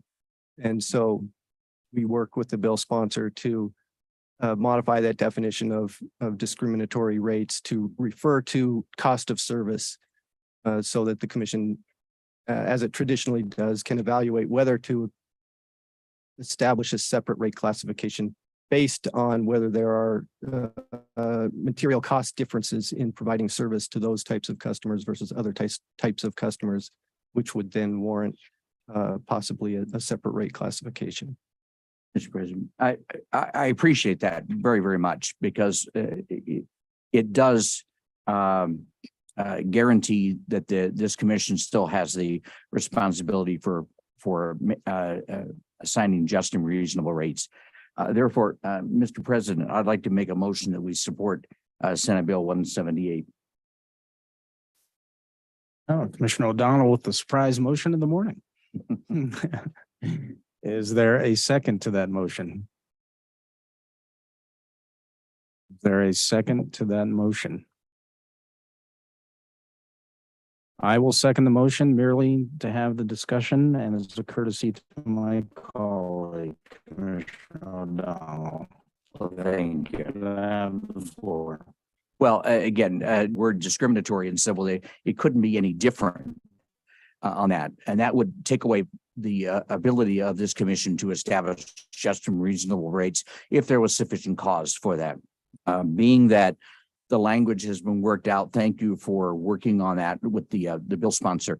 I think it clarifies the position of this commission. We've not given up any of our statutory responsibilities, and I think that therefore it is a very good piece of legislation. All right, thank you, Commissioner O'Donnell. Additional discussion. I know Commissioner Bukacek might have something to say. She does. Commissioner Bukacek. Where do I begin? So the portions that you had to clarify, that was just clarification, which to me, it made that portion of the bill unnecessary. So caused me to question why is this even happening? Other portions that were problematic, we straightened out our part, but other portions that were problematic are the local governments are not allowed to step in and be involved in this. So that's problematic as well. And the problems go deep with the digital mining and digital assets and all that. And I've done a deep dive on it, and I got information from somebody who's a big fan of it. And it did not change my mind whatsoever. Bitcoin alone, I think it's 127 terabytes per year in the United States, which is more use of energy than many small countries. And the thing is, large use of electricity is built into the system because the miners, their credibility is considered to be proportional to their electricity use. And so what I recommended, what I asked when I listened to the testimonies for and against with both the Senate and the House business and labor committees, and what I had recommended to them is that they do a study on this, because we're looking at a huge use of electricity when we just recently, just December, just 3 months ago, went through, prolonged outages and near blackouts. And so to me, it warrants study before we propose or go against legislature for or against. So I would be adamantly opposed to supporting this bill. And I could provide more information later. Thank you, Commissioner Bukacek. Additional discussion, Commissioner O'Donnell? Well, yeah, I agree. That's very good thinking on this, having to do with the impact of crypto mining on the economy, whatever. I don't think that this bill has anything to do with that as I read it. All it says by banning discriminatory pricing, but allowing cost of service pricing on it, if that is warranted, is just saying that there can't be anything punitive on that. And I think that that's reasonable. So the issue of crypto mining itself, I think is in my view, is completely detached from this bill, has nothing whatever to do with it. Just saying that should somebody establish a crypto mining thing, which is their lawful right to do such, that there would not be any discriminatory punitive pricing on that. So in defense of my motion. Additional discussion?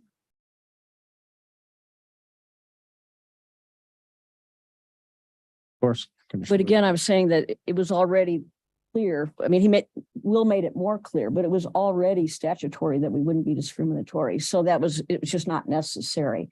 And then when you look at local government not being able to have a hand in this, and you listen to the testimonies against this bill, where people in Montana, in Bonner, Montana, and Hardin, Montana, actually experienced the economic devastation of it, and local governments aren't supposed to weigh in on this, that part is problematic. Additional discussion? All right. In all due respect to my colleague, Commissioner O'Donnell, I'm going to resist having the commission take a position on this for the reason that I think was just elucidated by Commissioner Bukacek. I appreciate your position, Commissioner O'Donnell, but what concerns me about having the agency take a position on this is that this bill does far more than touch on rate making here at the commission. The title of the bill is to generally revise cryptocurrency laws and prohibit discriminatory digital asset mining utility rates, which would impact us. But then it goes on to say prohibits local government powers related to digital asset mining, prohibiting taxation of cryptocurrency as a payment method, providing for digital assets as personal property. And so this bill has a much larger impact than just the rate making portion, which I believe, adequately weighed in on and protected our jurisdiction. The PSC by supporting this bill, would be going far afield of our jurisdiction into matters that we don't have the authority to regulate. And so the consequences, I think, of supporting this bill would be problematic for the agency. So I'm going to resist. Thank you. Well said. I appreciate that. So I'll withdraw my motion. All right. Thank you, Commissioner O'Donnell. I appreciate it. And I appreciate the discussion that you elucidated here today. Commissioner Fielder, Vice President Fielder, update. Yes, Mr. President, just a couple updates on our budget bill. So House Bill 10 which has it's the long range infrastructure planning related to information technology. It has all of the agency's technology projects within it. That passed the Appropriations Committee 20-3 on Friday. That has the substantive portion of our ready funding in it. So I'm pleased to say that the legislature has found ready to be worthy, and to this point, it's cleared every hurdle, and hopefully will be funded final 4 sessions of House Bill 10. And on House Bill 2, which contains the majority of our operating budget for the agency, that did pass the floor 67-31 on Thursday last week. So that is moving along well as well. So pleased to see the legislature providing the resources necessary for this agency to do its job and to improve its operation. Other legislative matters? All right, seeing none, thank you. Mr. Rosequist, excellent work as usual. All right, we have very pleased that we will have our railroad team make a presentation and our pipeline safety team make a presentation on pipeline and rail safety. These are regulatory matters that have come up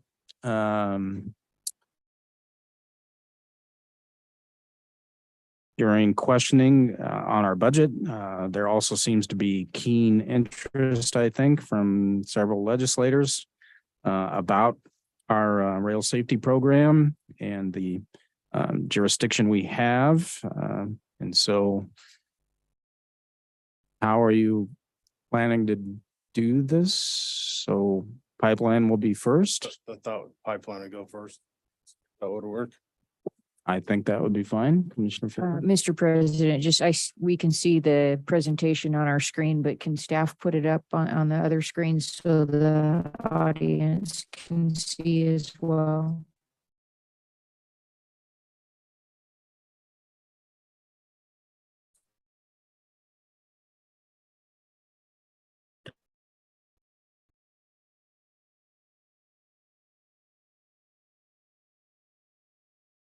All right, you have a clicker, it looks like. All right, Mr. Tierney, you have the floor. Thanks, Mr. President, Commissioners. We put this presentation together to try to give the commission a little update on in 2022. We operate our pipeline safety program on a calendar year. No, financially, it operates on a state fiscal year and a federal fiscal year. So in 3 different years, but the whole program operates on a calendar year. Speaking for 2022.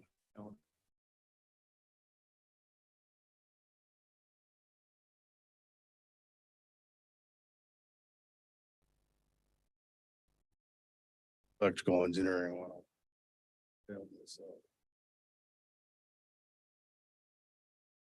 For 2022, talk about some of the inspections that we had done in 2022. We also had a couple of notable events, not accident events, just events that took place. We'll get into the 2023 outlook.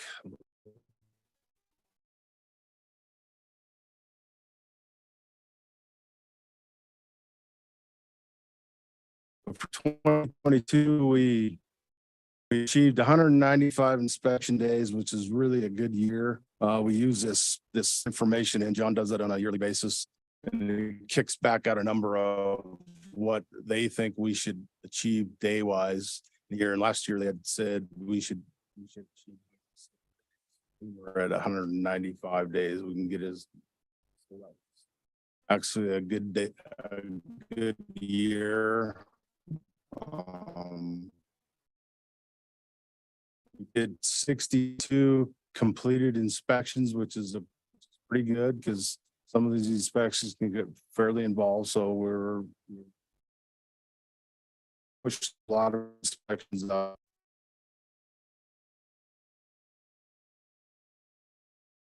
Which is good. I mean, that's not a lot of violations. That just means that we're hoping as they see us continue to see us, that they're doing their job and we don't need to be fighting. Although we're always probably going to find some violations. It's going to. Mr. Chairman, I know not to jump the gun to the railroad ones, but the railroad ones have different levels of violations. Do you have any such structure in yours? Commissioner Road is that our rules state. So when we go out and we do an inspection and we find what we do consider probable non-compliance, right? We write them a probable non-compliance. So under our rules, once the probable non-compliance is written, they have 60 days to respond to that. That's on an informal process.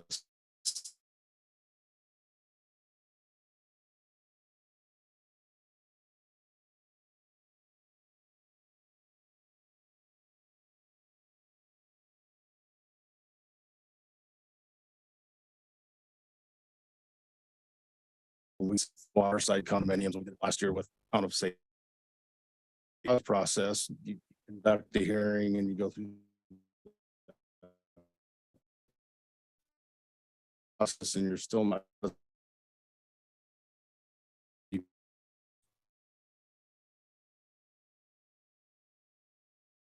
Recommend find them at a house and they can accept it, pay the fine, or they could take us to district court and the district say we're gonna accept what the commission says, or we're gonna reduce the penalty, or we're gonna increase the penalty. That's the process that we use. Question, Mr. President. Follow up.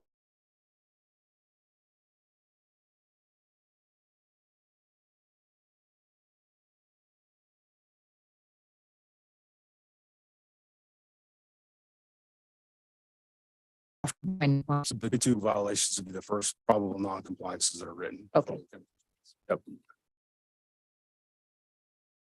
This is just a slide we put in there, just kind of.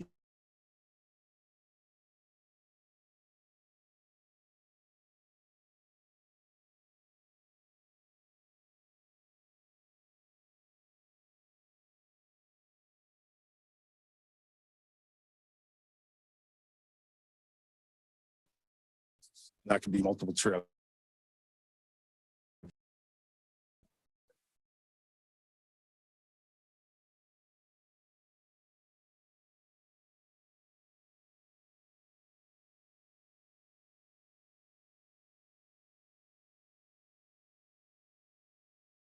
We do standard inspections. That's where we go out. We look at their own procedures and look at their procedures and records to make sure that they're complying with their own procedures and keeping records.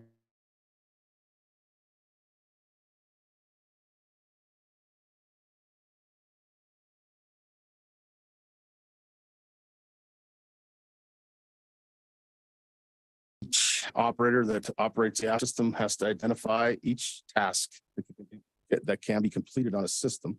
Once that task is identified, then each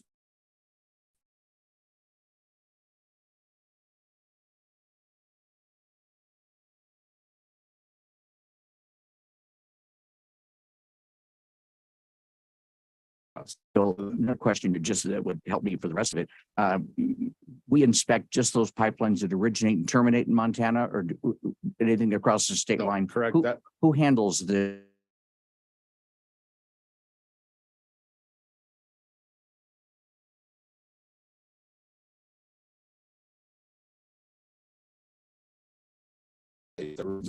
permanent Montana, all the distribution with a pipeline, an interstate pipeline, and that would kick up to PHMSA. PHMSA would do the inspection. So basically, though, if you look at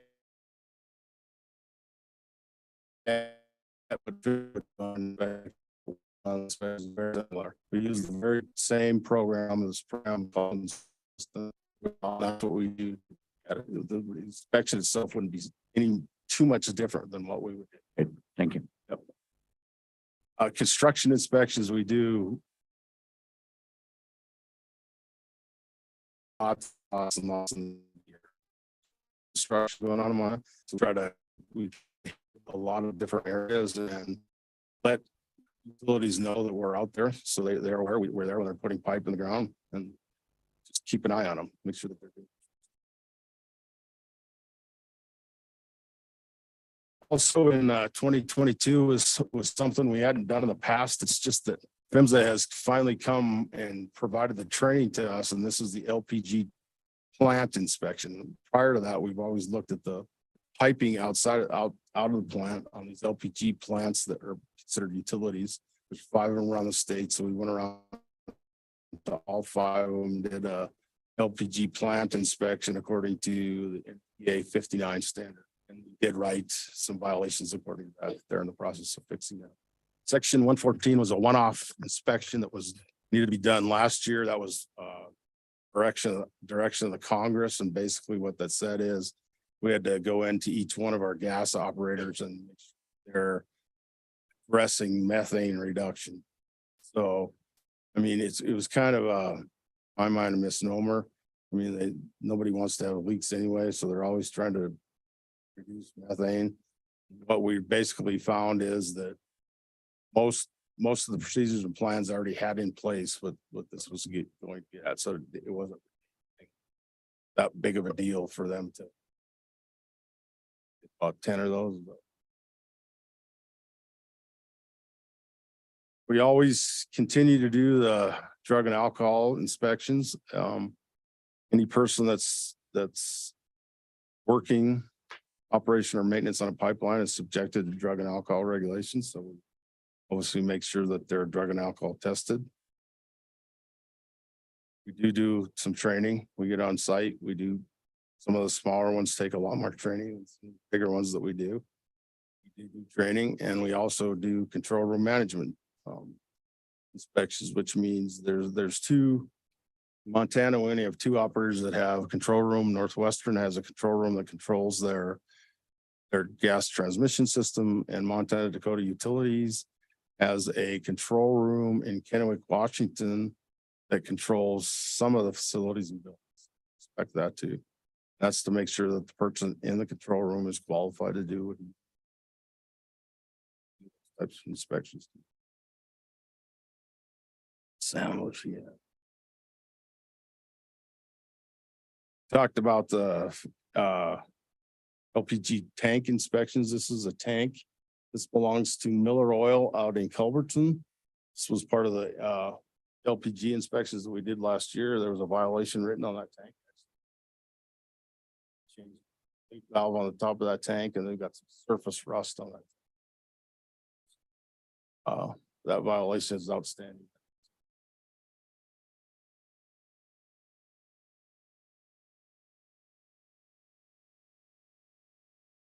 This is Butte gas transmission, Northwestern gas transmission. They've replaced 30 miles of 16-inch pipe coming from what they call Morale Junction, which is springs. Part of it is to increase capacity. Sorry. To increase capacity, Northwestern is doing some work on the transmission system as they're bringing more gas in from Canada beginning this year, I believe. So capacity on their system. This is part of where they're building a new gauge station. This is just inside piping for the gauge station. That's the actual pipeline that's coming in there west of Butte behind. And that's the actual gauge station that they're building. Brand new gauge station. Pipeline will terminate.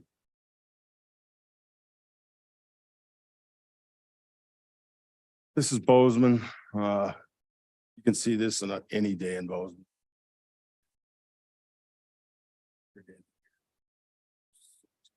Structure going on in Bozeman. That's just a 4-inch main extension out to a subdivision. We see that. Part of the construction activity. That's the crew, just what they do when they're joining pipe. That's just that's a growing machine. They use it to pipe together, obviously. Saddles looks like they're going both ways, probably a house this way or a house that way to bring gas to it. Just part of the construction process. This is Billings. This is a MDU crew, I think. Working on extending something. The interesting thing about this is that the pipe that's in the ground currently is it's an older polyethylene plastic pipe that was put in back in the 80s. There were some issues with this pipe around the country. There was some cracking that took place. The pipe was originally a salmon colored. It's lost its pigment to black, but we did not experience in Montana the cracking problems we had.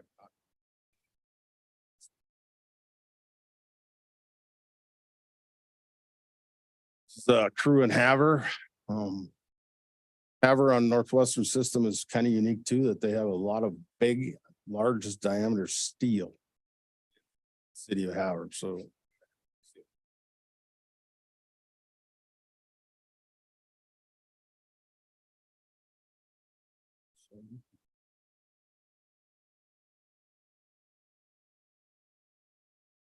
This is a crew in Shelby. This is what he's doing there. He's in one of their what's called their district regulator stations. He's doing their yearly maintenance. So he's in there, he's checking a relief valve. That would be required by code that we would go make sure record of that. That's why we put the next couple slides in. That would be the record that he would keep. Once he completed the maintenance on that, then that would give us proof when we go in and say, where did you do your yearly maintenance on this district reg station? Show me the record that you did it. There's the record that we would look at. Done that. That's a copy of his qualifications I talked about earlier, operator qualification. That's what we would look at. We would go look at that record. We would make sure that he was qualified in that task. He had just put the pipeline to do. Smaller company like Shelby Gas, it's likely that crew is going to be qualified to do most of the tasks that can be. Specialize in something. He's got quite a list of what he's. Some of the bigger events, this is Winifred. The commission obviously remembers this when we came before. It was a horrible deal with the previous operator going bankrupt and for people how great that Northwestern was able to come in and take that system over. It's operating now under the umbrella of Northwestern. Certainly us as inspectors and certainly for the customers of part of the Northwestern system tied to the old operator. These were some interesting pictures we put in that, as you were aware, last year, there was a high water flow, a lot of flooding that took place in spring of last year. These were two pipelines that had washed out. The first one there is the Stillwater River.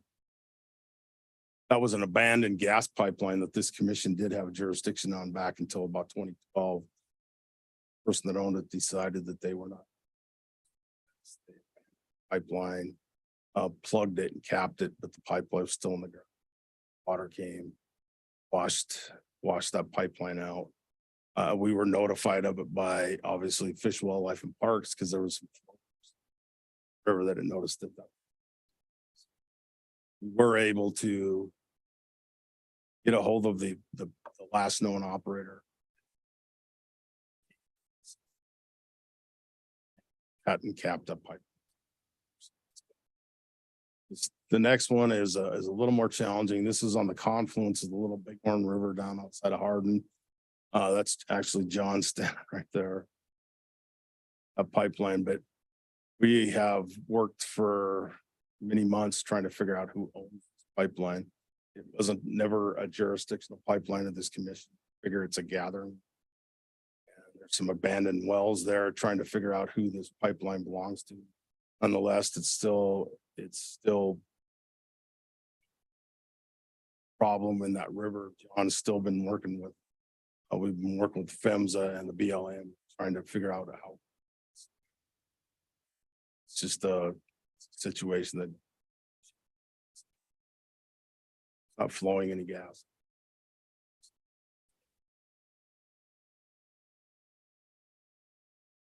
So Clarify, this is still an existing situation. Still an existing situation. We commissioned this. When did we first talk about this? Months? Yeah, I think I made you aware of it like last spring and that the one on the left was easy for us to deal with because they were an operator that we had jurisdiction on. This one is a little difficult because it's a gathering situation that the commission has no jurisdiction on and it's changed owners. It was owned by Montana Dakota Utilities up until 9 and then they sold it to a different owner. And I actually talked to that owner. That owner's gone. I talked to his daughter and his daughter's facilities anymore. It's kind of just been musical chairs going around who responsible for it is. The other part of the enters into the equation, I believe it's tribal land, isn't it, John? Down on Crow Reservation. So I don't know if the Crow tribe owns it or if it's private land within the Crow tribe. So we're still, John, actually, there's been a couple of emails the last couple of days working with PHMSA's state liaison person. Get this figured out. On a board of oil and gas and us to try to see who can get in there and get this.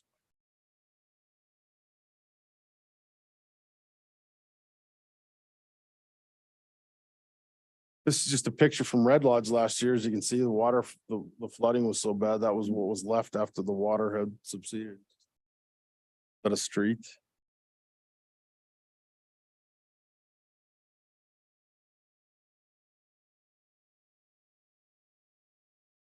In February of 2022, we conducted, which we do on a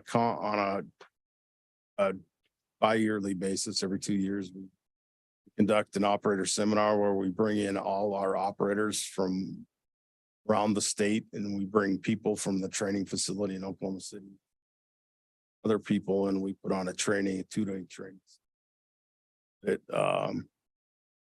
We teach them the new regulations that are coming out, anything new that may be coming out. These are very well received. The operators like them. We like it when they get there. We hope, success that a lot of the smaller operators get to it. So these are very well received.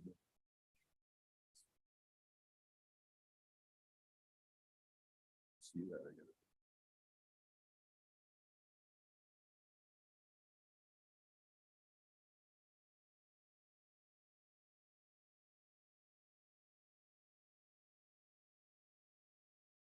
The 2023, looking forward for this year, which obviously we're 3 months into. Our inspection, our goal will be about 190 inspection days to end. I don't anticipate we'll have any issues with. We continue to work and reduce the number of master meter operators. I think I've talked with the president about this.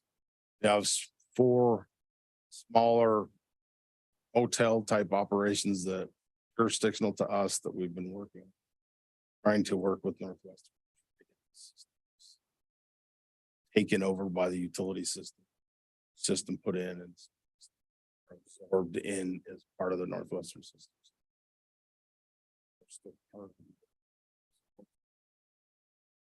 Something down 60.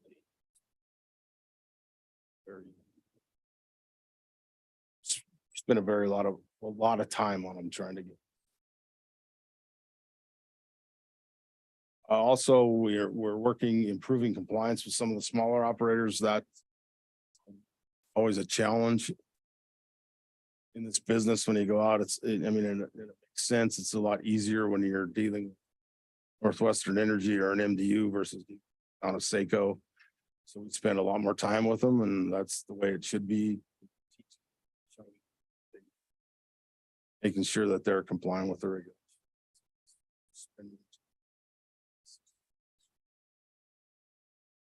A new thing in 2023, gas gathering regulations. Prior to this, there really wasn't any jurisdictional gas gathering. But due to some stuff that took place on the East Coast, they decided they want to start looking at some gathering.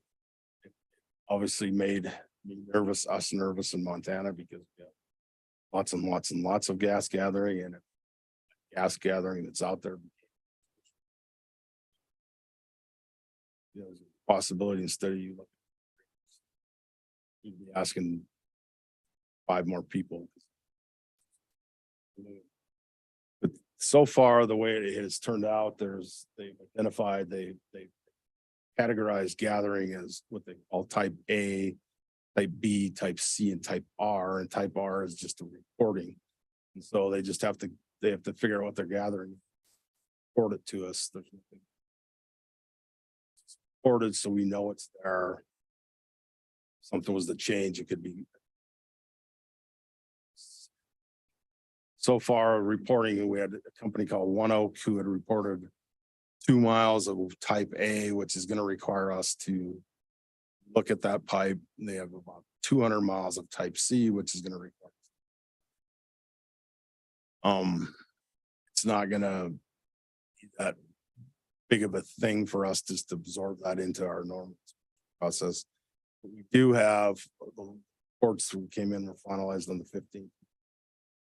So far, the ones that reported, there's others that probably need to report that didn't. There's about 2,200 miles of our gathering. So there's a lot of gathering. That's generally a lot of the smaller diameter, lower stuff that's out in this class 1 that we call class 1 location, out in the middle of population, require the same attention.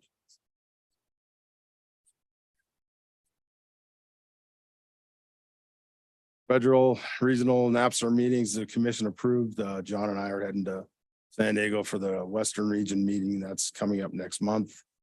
The national meeting at the end of September is going to be held.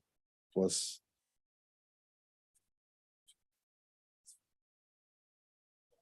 discussion takes place.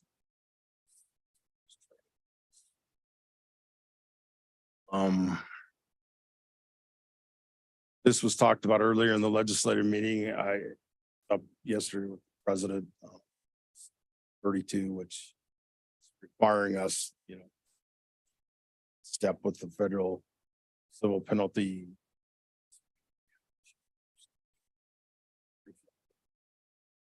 I think it's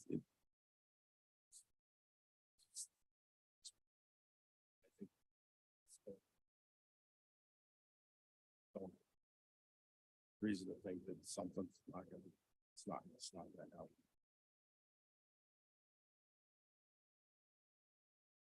That's about it. I want to try to keep it, a little bit interesting, hopefully covered what the commission wanted to hear, but didn't want to make it too long. Certainly here for any questions that you may have. Thank you, Mr. Tierney. Questions from commissioners? Commissioner O'Donnell? Thank you. Great presentation. And I appreciate all the work that you guys do. So what was it that the town of Hinsdale, was it, that had problems? They had to have everything replaced on there. Is there anything that you see that is approaching a need for wholesale reconstruction in area? You talked about the type A pipe that needs to be replaced at a particular time. You also mentioned about a certain pipe that was yellow and is now faded to black. Is there, and I think we've heard in the past presentations by Northwestern and MDU, their DIMP program, is that recall, to prioritize areas out there. How would you characterize progress is being made in that regard? I actually think there's good progress being made, Commissioner. I think that the utilities are investing quite a bit in replacing what needs to be replaced. Prime example is, just within the last couple of years, Energy West in Great Falls actually had some pipe in the ground, some steel in the pipe. When you have steel pipe in the ground, it usually has to be cathodically protected. They actually had some steel pipe in the ground that was bare, not coated and not cathodically protected. Not saying that they were having issues with it, but they made it a point and really went to work and have gotten that all replaced out of ground. So I think the utilities on a regular basis do a pretty good job of addressing. That's one of the things that we will look at. We go and they're required to have a integrity management program where they need to identify risks and they take, the risks and how high the risk may be or how high the consequences may be. And they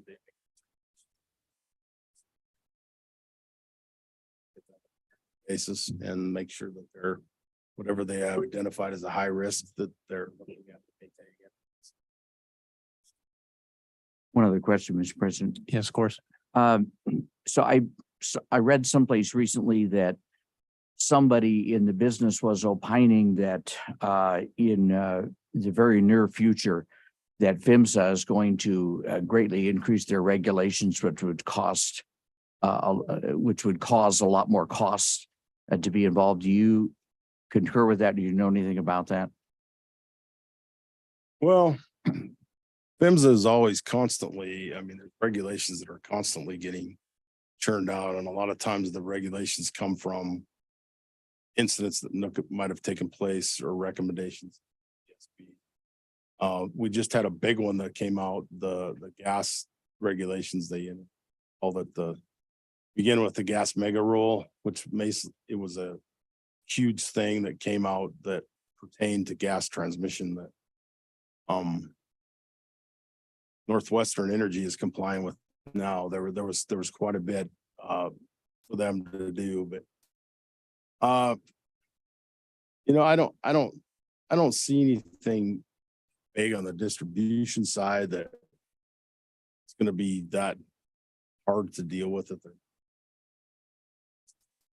There's always something on the side, and basically, you point back to different points in time when there's incidents that took place, whether it was the Bellingham, Washington, back in the early San Bruno, California, back in 2010.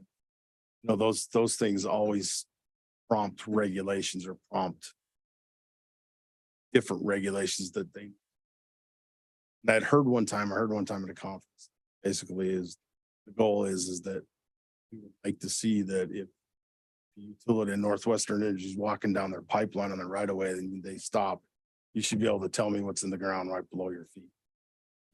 Technology with GPS. It's that they should know what the type of pipe that they have, the type of welds that are on that pipe. Anything else,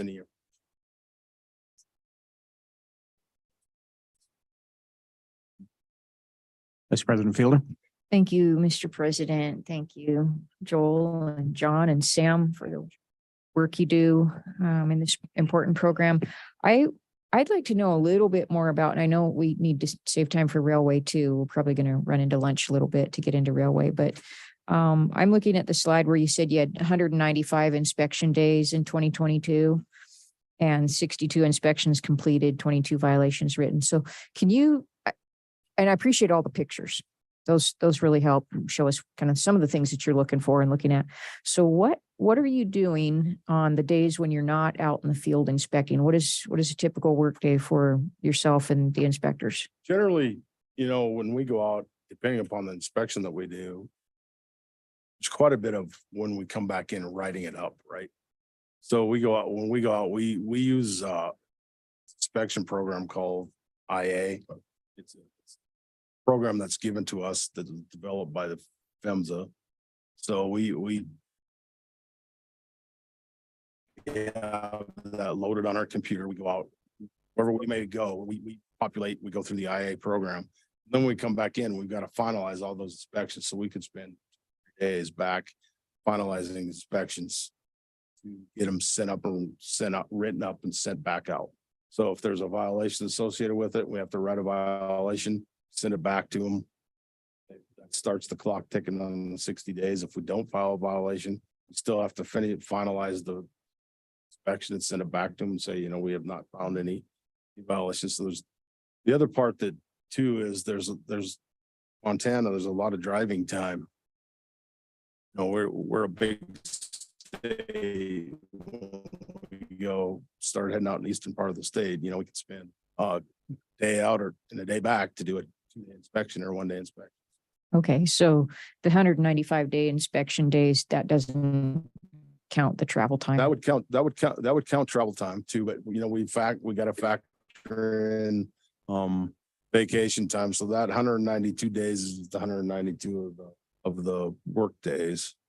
So they're writing it up. There would be planning for the next one, and there could be associated with meeting. This past year of 2022, Sam completed probably about, I don't know, 7 or so weeks of training required.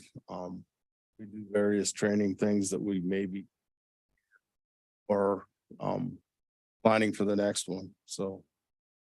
Okay, I just had one other question I hope is a quick one, and that was you took a snapshot of the record that one of the pipeline companies was filling out that you look at.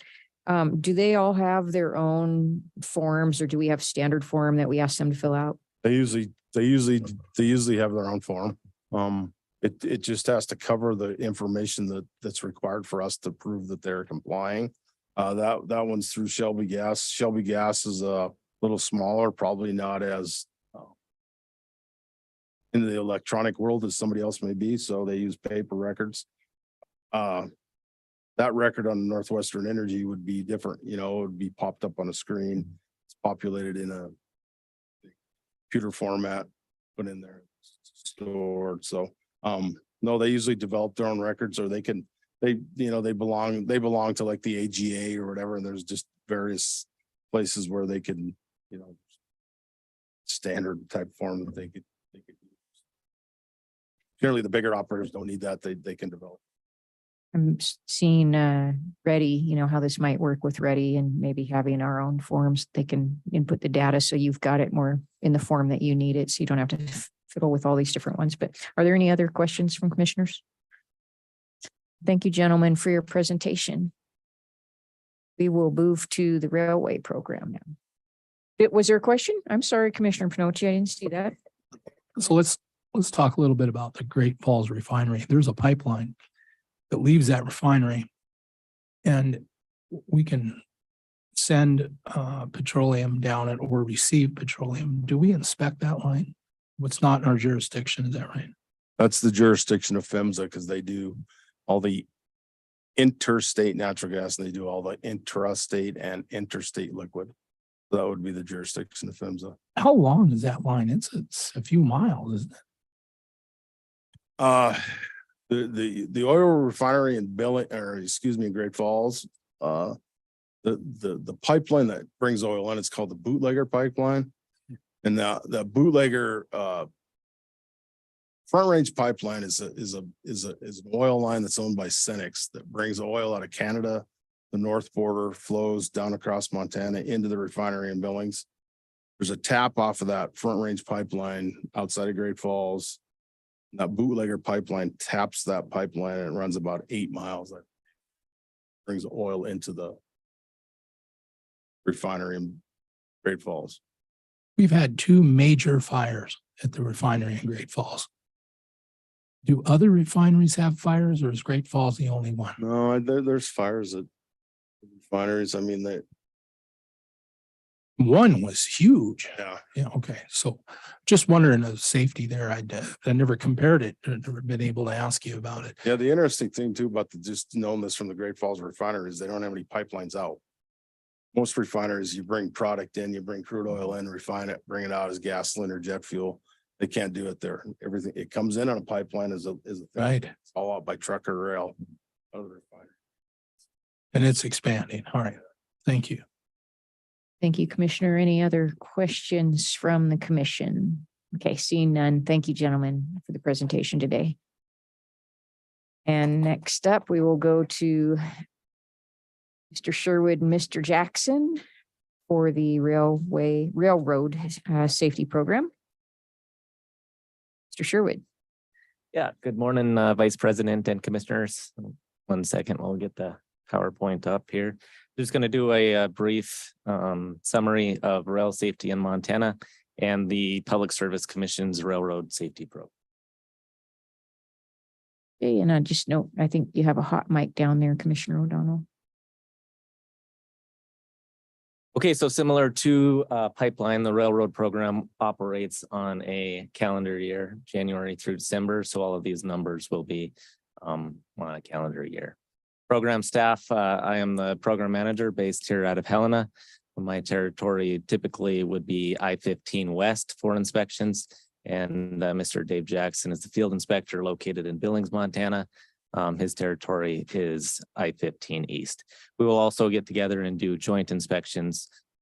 Planning on inspection next month in Missoula, where we'll both do an inspection together. Some quick railroad statistics for Montana. These are current for 2022. 7 freight railroads operate in the state. 3,680 freight railroad miles. Interesting commodities for Montana. The originating commodities, no surprise, number 1, coal, and number 2, farm products. I did find it interesting when I was doing my research that the number 1 terminating commodity in Montana was petroleum products, followed by number 2, chemicals, and by quite a large percentage when you're looking at the carloads. So a substantial amount of petroleum and chemical products moving in Montana, just increasing the importance of rail safety in the state. And Mr. Sherwood, just to be clear, your program is only responsible for freight. Is that correct? Freight cars, not No, passenger that cars? is incorrect. We have Title 49 CFR 238 is for passenger rail. So any mechanical defects, we operate, there's 6 federal railroad administration disciplines. The state of Montana participates in MP&E. So that's basically car and locomotive defects, but that applies to freight and passenger rail. Okay, good. Thank you. Yep. So for safety activity 2022 for the PSC rail program, I started in June of last year and had to undertake the FRA certification in my craft. So throughout the entirety of last year into January of this year, I was undertaking on-the-job training to be certified under the federal government. We work under 49 CFR 212 for our authority as we've been preempted by the federal government. So we are authorized to enforce federal regulations. So therefore, all inspectors are obligated to go through a federal certification program in the discipline that they are inspecting in. So these numbers they're a little bit different than they would be in, let's say, 2023 going forward. As like I said, last year, I onboarded in June and was going through the certification process. So I just combined the numbers. Most of these numbers for both the inspections and the defects were done by Mr. Jackson as he was certified throughout the entirety of the year. I did contribute to some of these numbers during my on-the-job training process. So I just combined it for simplicity in this presentation, but 43,582 units inspected. We found 934 defects, 202 days in the field inspecting, and 1 violation. Some quick examples of some defects that we found in the field, along with the potential effect if these defects are not corrected. So this is a shelled wheel. Any shell that's over 2.5 inches in length or 2 shells that are 2 inches adjoining one another are a federal defect. This has a potential to cause a broken rail derailment, especially in cold weather temperatures. That spot of the wheel comes down, contacts the rail, and puts a high impact on that rail and can cause it to break for the next wheel traversing it. This is a thin flange. This can participate in a thin flange pick switch derailment. So if you've got a gauge face rail and a switch point that have a gap, or there's any wear on either one of those, either the switch point or the gauge face of the rail, a thin flange can come between those 2 points and go down another track than was the intended track, causing a derailment. So this is an example of a thin flange that we found. This is a flat spot, identical to the shell. This has potential to create high impact on the rail and cause a broken rail. The specs are also the same for this, 2.5 inches in length, or 2 adjoining flat spots, which are 2 inches or more in length. This is not the best picture, but it shows a high flange, similar to the thin flange. A high flange can cause damage to frogs or switches and potentially lead to a derailment. This spring nest defects Mr. Jackson found probably 2 weeks ago in Laurel, Montana, both on the same train, ironically. Picture on the left is a shifted spring, and the picture on the right is the spring completely missing in the nest. This is an example of a defect taken a while back. As Commissioner O'Donnell mentioned previously, we have a defect that we can take against a railroad, which is kind of the first level of infraction. Above that, we can do a defect with a notice of special repair. It really gets the railroad's attention. This was a fuel tank that came into Laurel, Montana without being tagged out or any warning at all. This locomotive arrived in Laurel in this condition with obviously potential to leak fuel and should not have been in service. So this is an example of where we could use a notice of special repair. Notice of special repair goes right to the chief mechanical officer of the railroad and really turns heads. It gets a lot of attention, and nothing can be moved with a notice of special repair until it is approved by the commission. This is a 231 defect, which is a safety appliance. As you can see, the sill step there is missing the bolt. The bolt is broken. And so this causes a potential injury to a railroad employee that is going to either step on this car to cross over or potentially ride this car to protect a shove. Another 231 defect. This is a broken ladder tread found in Livingston, Montana. Similar side effects, similar potential injury. 232 defect for brake shoe improperly installed. This obviously brake shoes are designed to slow rail cars, and when you have brake shoes either worn to the backing plate, broken, or in this case the retainer pin not in correct position, this wheel is not doing its intended braking as designed. This is an example of a 232X or securement violation. This one was taken in Laurel as well. This picture just shows that the handbrake on the car in question was not tied. L over V. So without going into too much detail about this, derailments are usually determined by a factor of L over V. That's your lateral force over vertical force. And this is a variable dynamic in a train, because the locomotive weighs 460,000 pounds. Your heaviest car is going to weigh 220,000 pounds on a coal car. So obviously it's going to take more lateral force to derail a locomotive than it would a car. But that being said, for derailment analysis and prevention, L over V is the ratio that's considered as to what caused the derailment. This is a typical 3-piece freight car truck that we're looking at. This is just a kind of a highlighted example of all of the components inside the truck.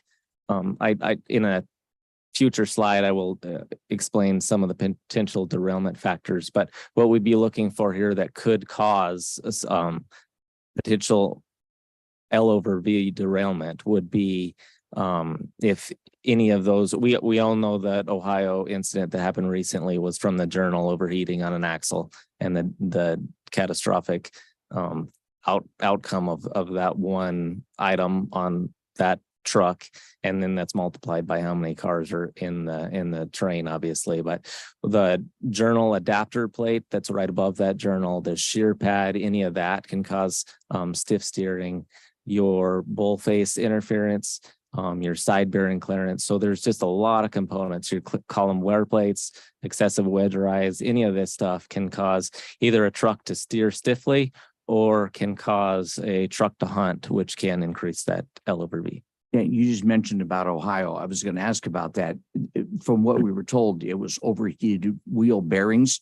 is there any way that visually you can determine whether or not that is occurring on a car? Yeah, Mr. President and Commissioner O'Donnell, during our inspection of wheel bearings, there's a lot of telltale signs if a bearing is starting to fail. One of them would be grease purging from the from the bearing.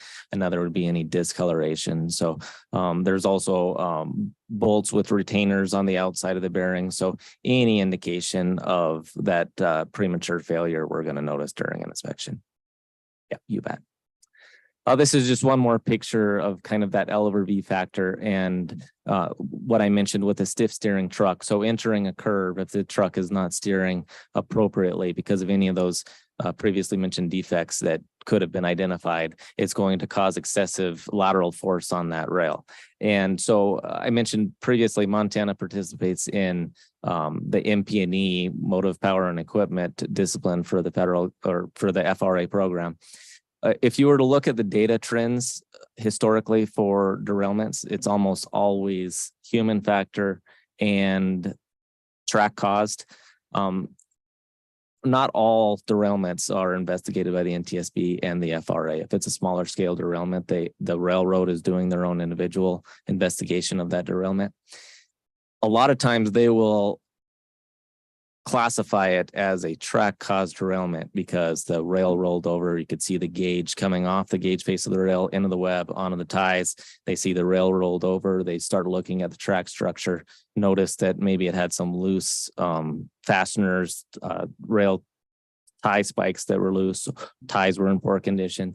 And so they'll give the cause, enter the FRA code as a track caused derailment, when it could have in fact been the secondary cause where they had a stiff steering truck that put excessive lateral force on that rail, and that goes undetermined. I know of a story on a short line railroad where they had an excessive curved track, and the president, it was a smaller railroad, but the president of that railroad went to the chief engineer because they kept having derailments on the same curve over and over again, and said, you got to figure out your track. Well, it was above and beyond him. They didn't have infinite money to keep dual concrete ties or something that might have been unnecessary.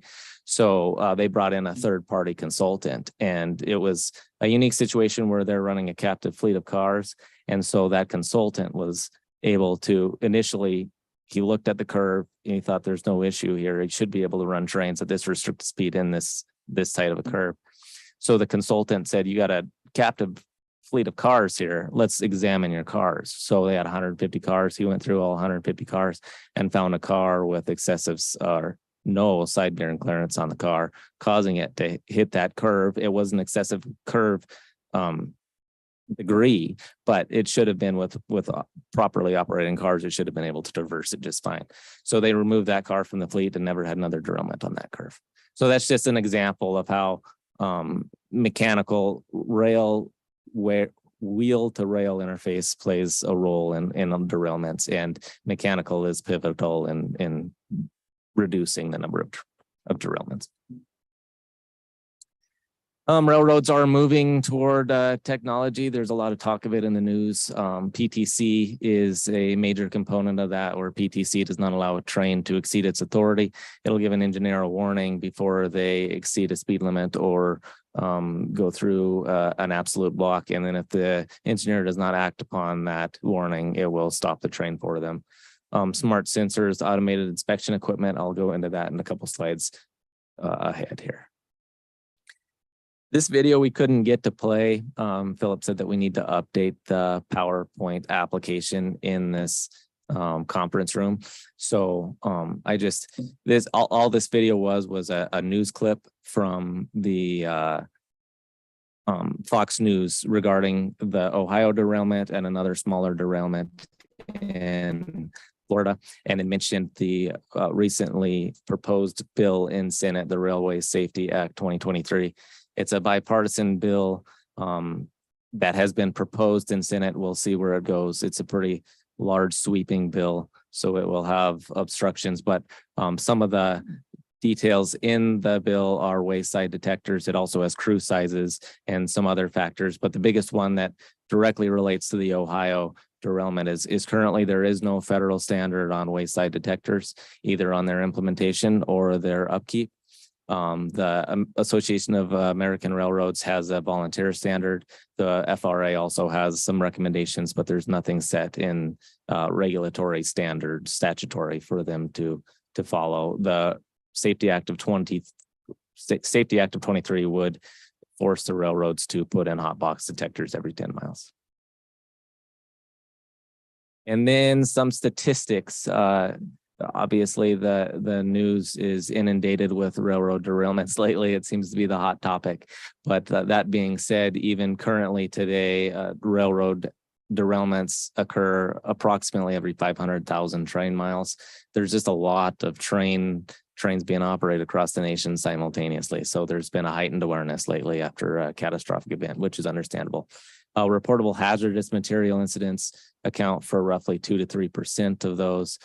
Give 2021 example, 1,087 derailments, 25 of those were reported hazardous material incidents. And that's it. Any questions? Commissioner Panoche. Thank you, Mr. President. Okay, so some questions some Burlington Northern guys asked me is, when you're out in other states, maybe doing some training, does the Public Service Commission regulate railroad safety at some level in all states or just some states? And you can get me these answers later.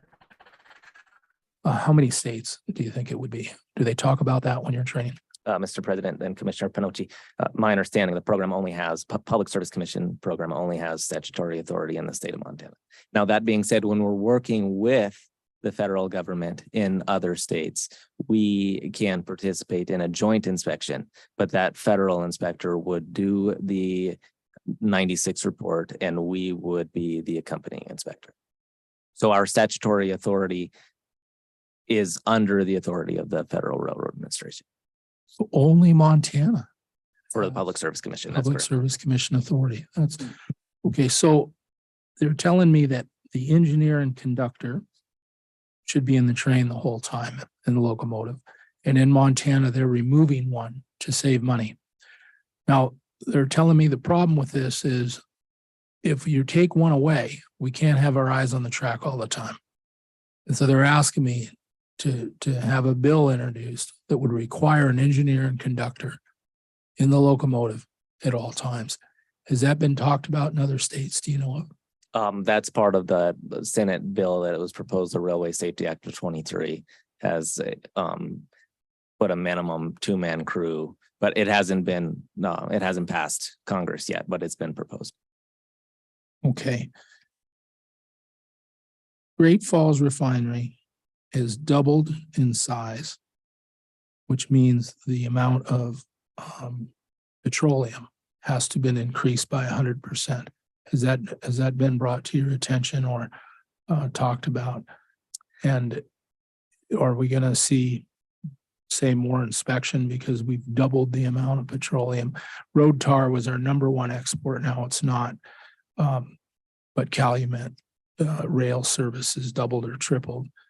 Is there some more inspection based on that because of that increase? Mr. President, Commissioner Panoche, currently we operate our program primarily off of data trends. So I'd look at data trends across the state, county for county, and try to identify trends of increased derailments, increased accidents. That being said, it's a very dynamic program. And so I also receive input from BNSF and Union Pacific on their hazardous shipment routes and which routes are containing the most hazardous materials moved. So in an instance like that, where we see an increase in hazardous material, yeah, we could certainly increase our inspection numbers in those areas. Thank you. Additional questions? Commissioner Bugachek? Just wondering what the threshold is between defect and violation, because you showed a lot of defects and then there was one violation, and except it said securement of unattended equipment. So I'm just wondering what the threshold is. Yeah, Mr. President, Commissioner Bukacek, you typically a violation is taken for an egregious event. So it's something that was deemed excessive. At the Public Service Commission, we try to use defects as our primary enforcement method. And then to gain compliance, we will go a violation route. That being said, if we were to look at a car that had just been released from a shop and it had a defect that should have been, if it's in a car shop getting a repair done, it shouldn't exit the shop with a defect. So in that situation, we would take a violation, even for something like a safety appliance or a wheel defect. It was just in a shop. It should have been seen. They're releasing this car with essentially a known defect or negligent defect because it should have been found and repaired. So in that situation, we would take a violation. In a securement situation, we would take a violation. Basically anything that's escalated above the standard defect. Yeah. Additional questions? All right, Sherwood, Mr. Sherwood, that was very well done. We appreciate your putting that presentation together for us. As you know, we will be appearing for the Senate Energy Committee on April 4th at 3. I presume their presentation will be substantially similar to what you've done today. Yeah, a little bit more on the data trends, but similar. Yeah. All right. Well, we're looking forward to that opportunity and thank you for putting those materials together. Productive meeting today, colleagues. Just a couple announcements here. Given the length of this meeting, with my colleagues' indulgence, we'll move the ex parte communications to 2 o'clock instead of 1 o'clock. So we have adequate time to celebrate Ms. Shorten's 40 years in state service. Objection to that?